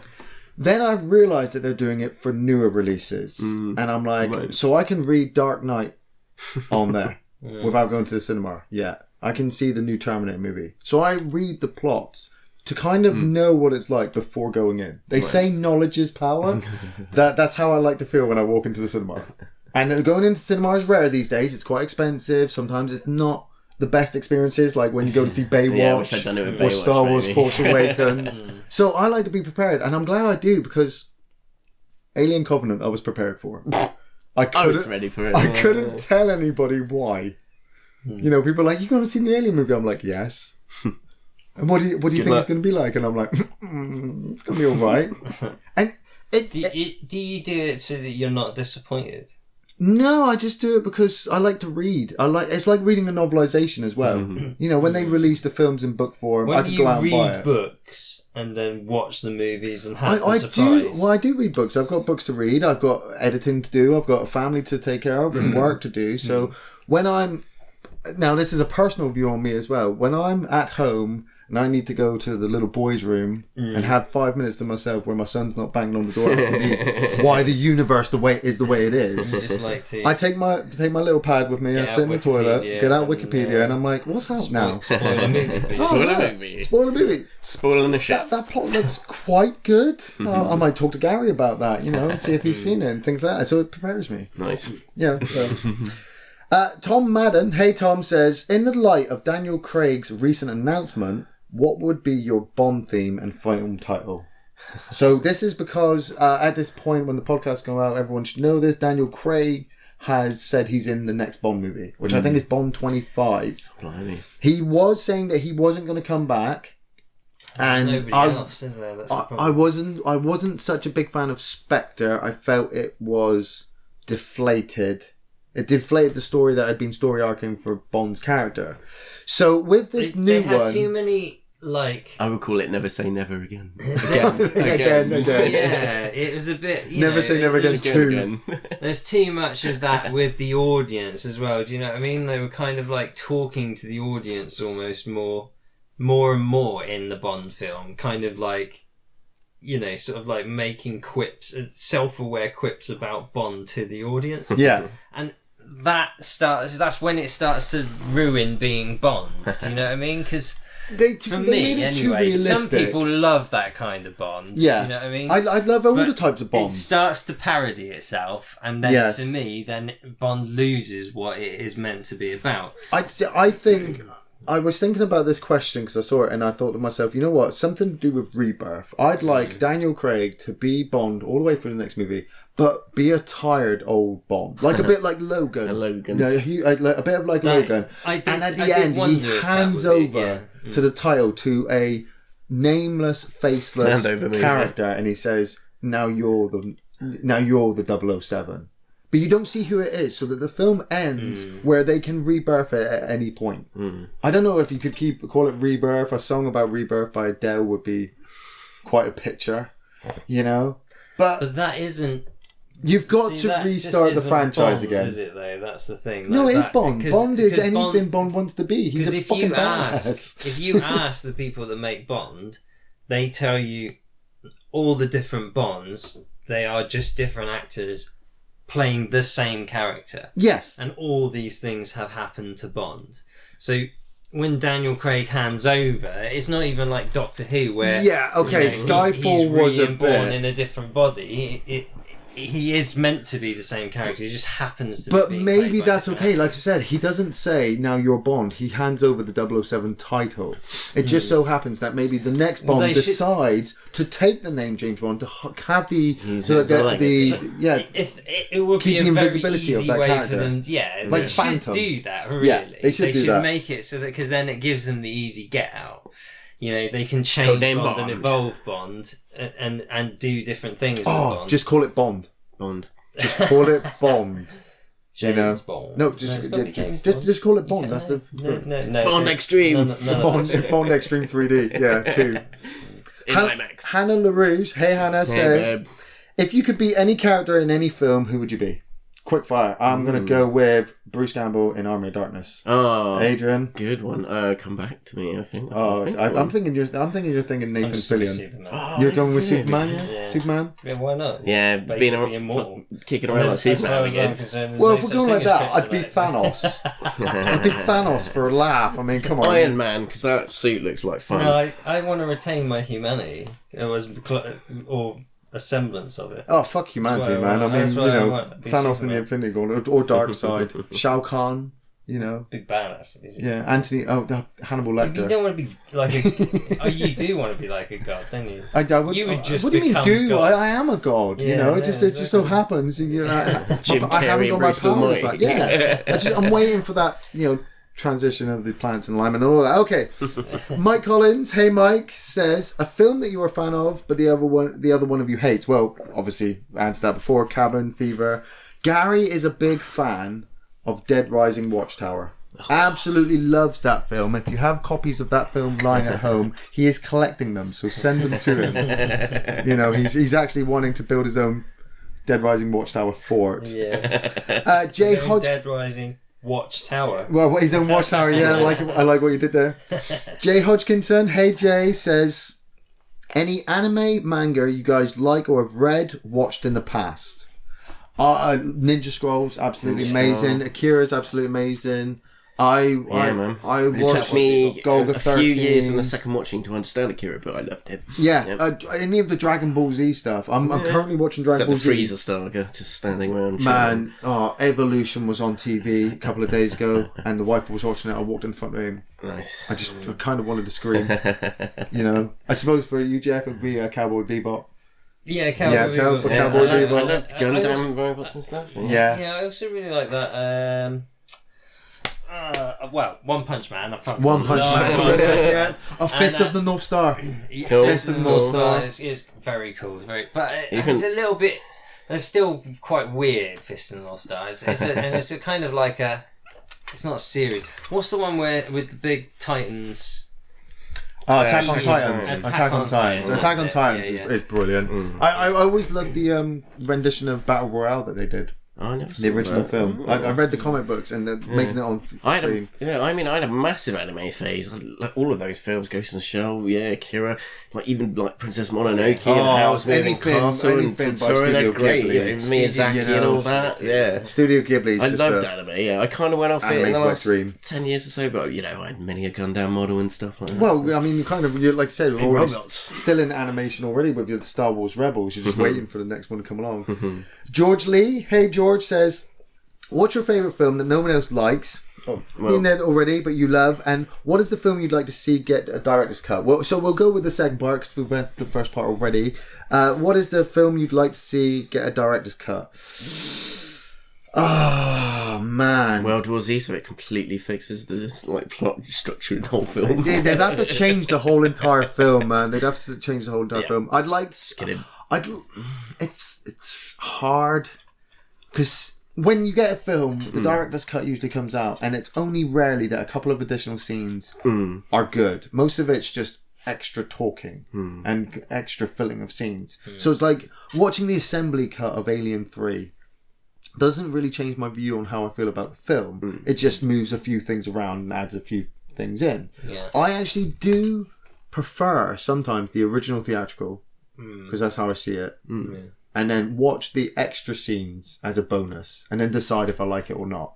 And then usually about 5 years later, the director just releases his own special edition anyway, with those scenes integrated in, and you've got two different versions, one in 3D and one in Blu-ray. So, yeah, for that one, nothing. Really. I can't really think of anything. Most things, like I said, most things usually do, don't they? Yeah, They come out with the additional scenes. A lot of things. Like Lord of the Rings. Lord of the Rings already got their director's cut, and they are absolutely brilliant. Films don't have it like Jaws. Like, I'm just picking Jaws out of the air. Jaws is extra scenes. Would it just be extra people getting eaten by a shark? And would the shark look any good? Is that why the scenes were taken out? It's a crazy question. Yeah. I'd love to see actually the director's cut of the Goonies with the shit octopus that we've all heard legends about. Nice, yeah. That's a really hard one to actually answer, isn't it? Because there are some films out there which you thought, wow, this was a bit short. I would like to have had a bit more of an expansion around it. Yeah. But then you're like, well, would the director even have had the same sort of mindset, or be asking the same questions that I am? Yes. You know what I mean? Yeah. So sometimes you get a director's cut, and like you say, it just isn't satisfying what you want anyway. Yeah, it's just extra talking. Yeah, it's a very difficult one to answer. Good question though. That's one you'd have to give a lot of thought. Yeah, Gary's probably kicking himself in work now. Like, I can't answer it. Jacob Odell, hey Jacob, says, would you ever consider doing a long review marathon like you did with the Hellraiser series? Well, actually, Jacob, every October, every Halloween month, we do a series of movies, usually around a horror theme because it's Halloween. We love the idea of doing series of movies all the time.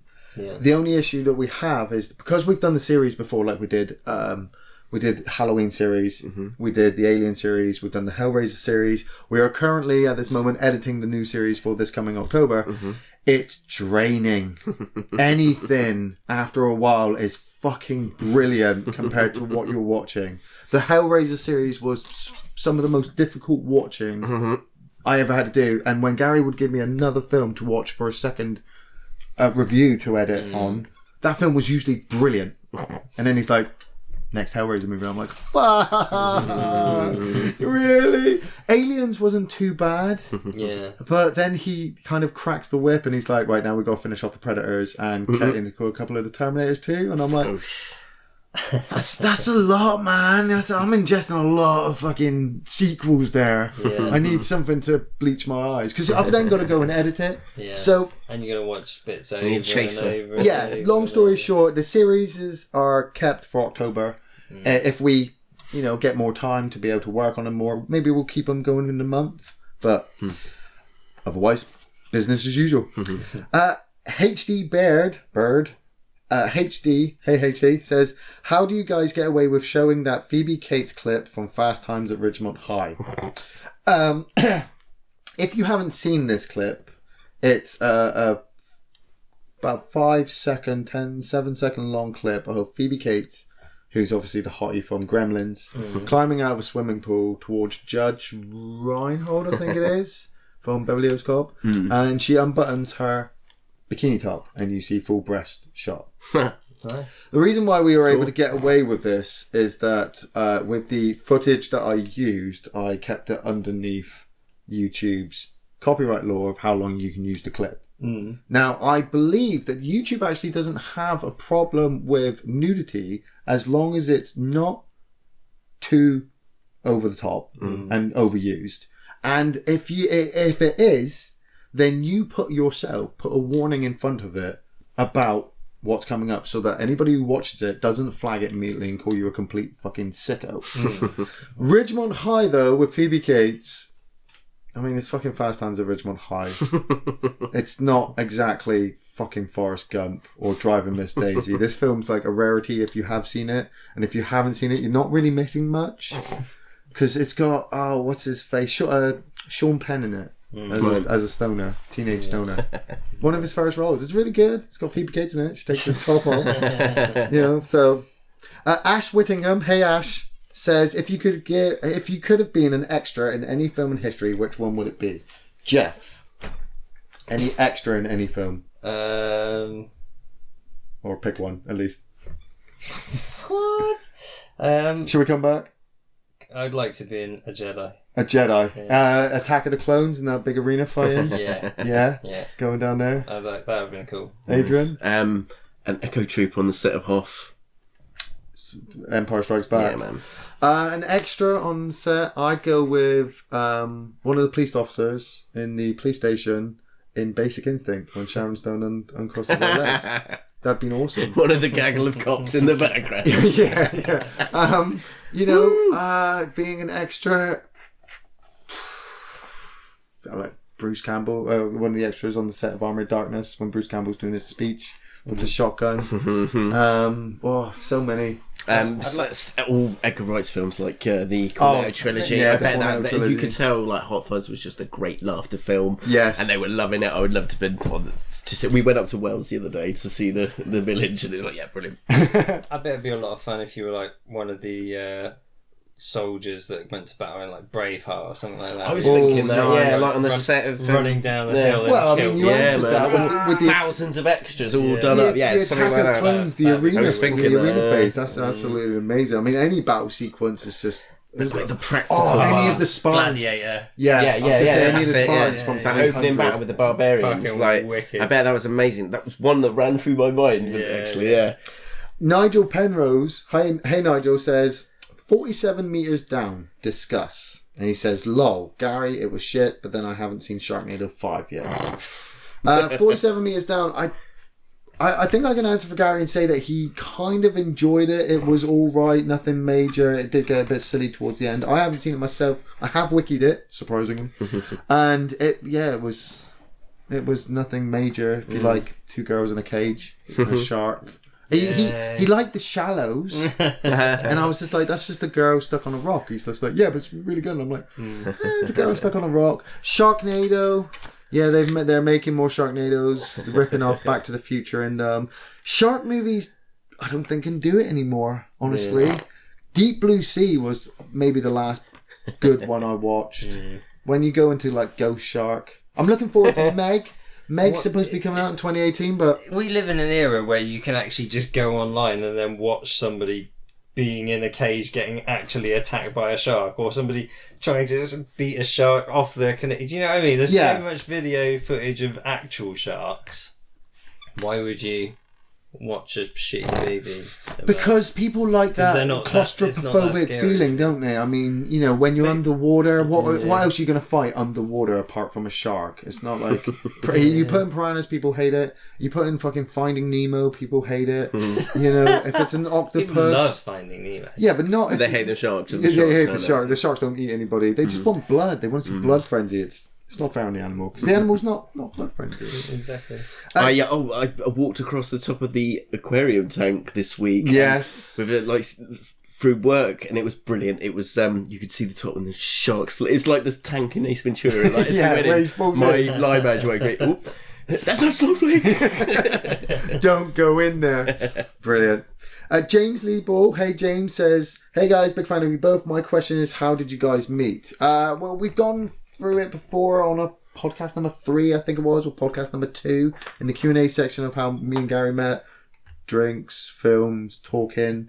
I can do a shout out now to how I met Geoff and Adrain. Geoff, we started playing board games together. You were invited to a Battlestar night by a friend of yours who was living with Gary at the time. Yeah. And you just seemed to stay after that. You were constantly back, and I'm like, who is this guy? Why is he back? Why does he think he's so smart? He's so fucking, he's just got this brain that just fucking takes over the room. It's like a shark always swimming. That brain is always swimming. and you know, it was quite enjoyable blowing you out of an airlock every now and again. Yeah. Fucking Cylon, fuck you. We had some emotional times. Yes, we have. I met Adrian through a friend of mine, Hannah, who adopted girlfriend social circle syndrome, really, wasn't it? Yeah, who I used to go to school with, and I, she wanted me to meet this new guy that she was going out with. And I was just like, oh Jesus! After the last, don't fuck her over, or whatever. I walk in there, and I see this guy. And he looks kind of cool, but I've still got. I was drunk as fuck the first time. Yes, but I knew how to make the first kind of move because it's kind of scary. I can be quite scary when you first meet me. But we started playing board games again. Got invited for Battlestar Galactica. So heavily into board games now, and it's all you guys' fault. I'm just painting Star Wars miniatures and just fucking spending all my money on shit like that. Yeah, your girlfriend loving it. It's good fun. The fact that you're not saving your money, you're buying Imperial. Oh, I'm saving, but there's always a Star Wars miniatures fund in my monthly outgoings. It's just great time. Battlestar is the one that brought us all together. It's just good game. If you can survive being blown out of an airlock, you can survive us. The artist formerly known as Aaron J. Hey Aaron says, I love this channel. Here's my question for your next podcast. Would you consider adding a Patreon tier for people who want to request more than one film? I have no idea what that means because I'm not technologically advanced. It's something Gary would have to set up. If it means that, to be honest, the overall goal obviously is to do off the shelf as a living. It would be a great dream that Gary has kind of implanted on me, saying we should do this, and I'm like, more work. Really, I got no time at all as it is. It's finding the time, isn't it? Yes, and I I love doing it. If it meant bringing more work, I'd be a bit hesitant about it. If it meant that this Patreon tier took off in a way that people were obviously donating to the show to keep us going, to make us review more films and maybe get better equipment and all this other stuff so we can do it as a daily thing, it would be brilliant. But I'd leave it to Gary and have Gary tell me if it's a good idea or not, because Sure. You don't want to create a rod for your own back. Well, yeah, and plus I don't know anything about that. I'm just a Doom guy. I'm a grunt. You tell me what to do. You tell me what to do, and I do it. If you ask me to build a hut, I'll be like, I'm sleeping under this bush. Yeah. Kind of that way. Time is precious, and I think you're nailing through a lot of stuff at the moment, aren't you? So. Yeah. Between the podcast, the Gaming Fridays, the series, the episodes, it's a lot, but I enjoy it, and we've got a cool balance. You're saying Gary's the brains behind the outfit. Oh, totally, mate. I won't deny that. I try to be the brawn, but I'm really lazy. So he just says we're doing this film, and You're I'm like, mass. Okay. But I'm also sitting in the chair. I'm also the agent of chaos, who every now and again throws a spanner in the works and make him look at me and go, "What the fuck?" Mass chaos. Yeah, I'm mass chaos. I'm just mass chaos. God, mass chaos. Thank you very much. I'll be here all week. Matthias Matthias says, question for the next one. Other than you reviewing Posse, I don't think we've really ever heard your opinion on the Western genre. Some of your favourite movies. Mine are The Good, the Bad and the Ugly, Once Upon a Time in the West, Django Unchained, True Grit, and basically anything with John Wayne in it. I'm a big fan of the cowboy genre. Yeah. It can be integrated into anything. I mean, Seven Samurai, Birth, The Magnificent Seven, Firefly did it, Cowboy Bebop. You've always got that rogue scoundrel. Westerns did it. Yeah. There's some great stories in there, isn't there? Basically, there are some really. The 50s and 60s classic cowboys are brilliant to watch because it's so dangerous. You've got people riding around with crossbows, shooting at each other, and people falling off horses. They're not landing on mats. No. They're landing on floor. Props for that. That is some good. That's some good shit. I always love stunts in that. Like I said, the no-name man coming into town. I'm a big fan of True Grit, obviously with John Wayne. Yeah. I also love The Good, the Bad and the Ugly too, as well. There's so many. 3:10 to Yerma with Christian Bale. That is a really good film. Nice. I'm not much of a fan of, say, Wyatt Earp. I can watch it, but I'd prefer Tombstone. Yeah. The Quick and the Dead. That's a brilliant western. Once Upon a Time in the West. Yeah. It's not technically a western, but I always got a very westerny vibe of. Was it Last Man Standing? It's kind of mid-20s, yes, just coming out of the westerns. I really enjoyed that one. With, Bruce Willis in it. Did you ever watch Deadwood? I didn't. I saw the trailer. Watch it all. It was Ian McShane as well. Yeah. The train line coming into town, and Timothy Oliphant and stuff. Yeah. It was good. I love it. I mean the HBO series. Yeah, the TV series. Yeah, I never got round to it, but I had a lot of violence in my life. I didn't want to get more cowboy violence in my life. Yeah, it was really good though. It was very good. That's probably one of my favourites, but I mean that's a series rather than a film. What was the one that had Westworld's pretty good at the moment. Fantastic. That's got. I forgot to mention that in the series. Yes, I'm loving that. I saw that brilliant sci-fi movie. So good. Yeah, that is very. It's kind of sci-fi / western. Together. It's very well done. It's brilliant. What was the one that had the Bon Jovi soundtrack? Young Guns. Young Guns and Young Guns 2. Oh, that's a good one. I quite enjoyed that. Yes. That was a good spectacle through the 90s. Young Guns is a good callback. Will Schwarting, hey Will, says, amazing as always, boys. I appreciate you reading out previous question. I would like to personally thank Gary for turning me on to American Gods. Nice. I can never get enough of Ian McShane, and thank you to both of you for pointing me towards the Raid movies. I can't say enough good things about them either. Question: what movie sequence has most scared you, either as a child or an adult? Well, like I already said before, Again, Life. American Werewolf in London, Adrian's is Life, and Jeff's would be Jurassic Park. Being eaten by dinosaurs, chased by velociraptors. As an adult, Irreversible. Oh. The sequence where that poor girl goes under that tunnel and the guy grabs hold of her, it fucking scares the shit out of me. You know, and some fire extinguishing. Oh, the fire extinguishing is harsh. I mean, anything European or Asian when it comes to horror can hit you really where it hurts. Hits those anxieties of being abroad and stuff. Yeah. The thing that's made me feel the most faint is Blood, Pus and Custard in Brain Dead. Nice. Yes. That is, I would definitely fear allowing anything like that into my mouth. Blood, Pus and Custard. Nice. Can you imagine that? Yeah, the way she just kind of scoops it up and eats it. Oh, it looks like jam as well. Maybe it's not really that good, but Eden Lake just gave me such a depressing sense of dread after watching that film, because Eden Lake, yeah. Is that where the girl and Michael Fassbender and his girlfriend go out to the Lake District, and they just get tormented by some like nasty people in the woods, and like it's not a nice story, but it was it was like, oh man, you don't want to go camping. Yeah. I know what scared me. Well, The Ring. Yes, when she climbs through that TV. I didn't watch the Japanese one, but it's the sounds. And it was the fact that she kept coming across these things which were like in the video. Yeah. And that had like affected her fate. And in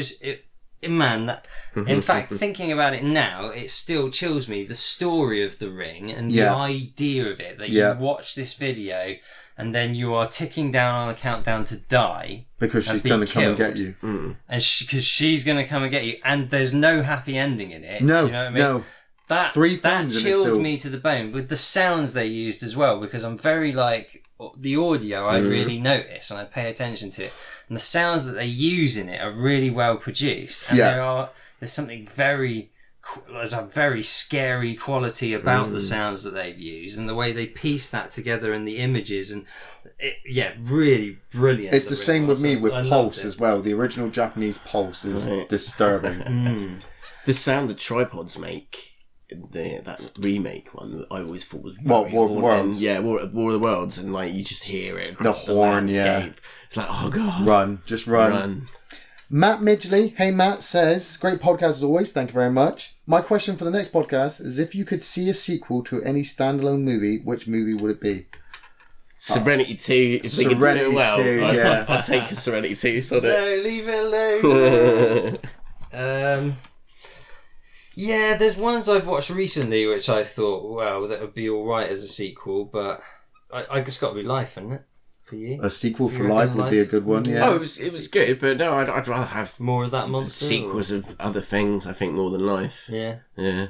It was a good film. But... See, I was just thinking that. I wouldn't mind a sequel to The Thing, but then to tell you the truth, I like the way that just ends. And so a prequel, that's why I like the prequel, because it tells me the Thing story, but from a different angle, leading up to one of my all-time favorite movies of all time. I saw they did that. I wikied it. Yeah, when they make a sequel or a remake, it's rarely very good, and even if it's very good, it still tarnishes the original. Terminator 2 is a big example of that. It's a brilliant film, absolutely love it, but kind of tarnishes the first one because the first one is so action-packed and bloodthirsty, and he's a no-mercy killer, where in the second one, he's making a family. Same thing with Aliens. Absolutely love Alien, and Aliens is brilliant, but the whole family element, that's kind of why I like Alien 3, because when they make the third one, it goes dark again. A standalone film. I think actually True Lies 2. I always wish they'd made a True Lies 2. I really enjoyed that film, and I wish they'd done a sequel to True Lies. Yeah, True Lies 2. Stuck. I'm just trying to think of standalone films now as well. Yeah. That's the thing. And then maybe make Dread. Dread 2, yes. If they make a decent TV series, maybe we will get a almost semi-sequel to Yeah. Dread. Yeah, actually. I can't wait to see what happens with that. Dread 2. Because, I mean, they made the sequel to The Raid.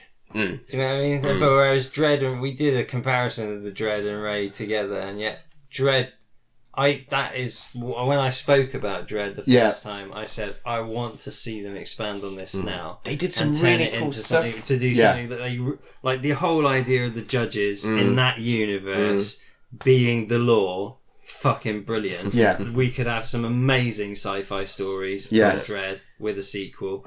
They did some great stuff with 3D though. I saw it in 3D with my mate in the cinema. We both loved it, but I thought, I saw it, I'll go for the 3D.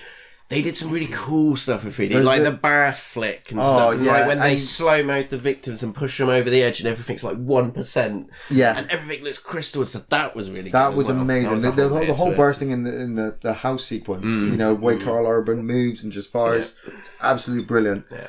Final question before we finish off. Okay, we went through those questions. There wasn't very many sci-fi questions. I forgot to add one to the blog. Sci-fi theme. So the added question: if you could pick any ship to have from the sci-fi genre, what would it be? It's the one to ask. I'm chucking this out to the audience as well, so I want to see your answers, because mine has always been the Klingon bird of prey. Nice. It is the most gorgeous ship ever. Can crew just 12, so basically I could fill it with my family and just fly around the universe. It can cloak, it can enter the atmosphere and land, or it can fly around the sun and go back in time. Nice. It's just everything I want from a ship and more. It's quite highly maneuverable, quite fast. Can't take on a Galaxy class starship, obviously, but I wouldn't want to. I'd stay out the way. Adrian? There's so many. I mean, but there's a lot of think ones I would consider like fighter craft, and that would be like too not roomy enough for one that I would have as my ride, basically. Yes, ride. X-wing and stuff, that'd be great, but it would start smelling because you're just in this cockpit changing your pants. Yeah. But I think I'd probably landed on the Defiant. Because it was a badass, it's got warp tech and capabilities. Yeah, it looks relatively roomy for a room at least, and I think that'll be the one. It's got cloaking. I think it's got cloaking. It's got cloak as well. So and it's got plasma weaponry. It's actually tougher. Yeah, it's pretty. It's a badass little ship, and I think I'd have that one. I think I'd be quite happy with that. Cruising around the galaxy in the Defiant. Nice. Hells yes. Jeff? Well, it's a tough call, isn't it? Because it always is with you. It's always you got deep thought. You got the calculated, this ship would just basically be fucking incredible to actually own. Which I'm thinking there's this super yacht on Star Citizen, which, if that was a real thing and I could own it, it would just be like the most incredible thing ever. It's just a gorgeous spacefaring super yacht that they've designed in Star Citizen would be my absolute heaven. I can't remember exactly what the name of it is. I was trying to find it earlier. He's searching flicking through my phone, but it's just so many ships now and it is ridiculous, so I'm never going to find it in the time I've got. It's a super yacht. Yeah, it's a look for the super yacht on Star Citizen and you will see what I mean by absolutely gorgeous. The idea of being but you know, that also is ridiculous because that's the sort of thing a massive corporation would build anyway. Do you know what I mean? So in terms of fantastical availability, a toss up between actually viable for one person to be, and a small crew to manage. You get everything. You get the crews, the operating costs to run it. You have a spaceship. It's a toss up between the Millennium Falcon. Nice. Okay. Prone to breakdown though. That's why I didn't choose the Falcon. Yeah, I'd have to get some training on get a refit. Engineering. Maybe a bit of an upgrade or something. or I get a Han Solo to fix it, or Chewie. Yeah, nice. Okay. I get a Chewie to fix it, and the droid. Or the Normandy from Mass Effect. From Mass Very Effect. nice. I love that ship. When it was upgraded to... I went through some shit with that ship. Super fast. I think everybody who played that series of games got emotional whenever that thing took a hit. When it crashed, when it exploded, you were like, no!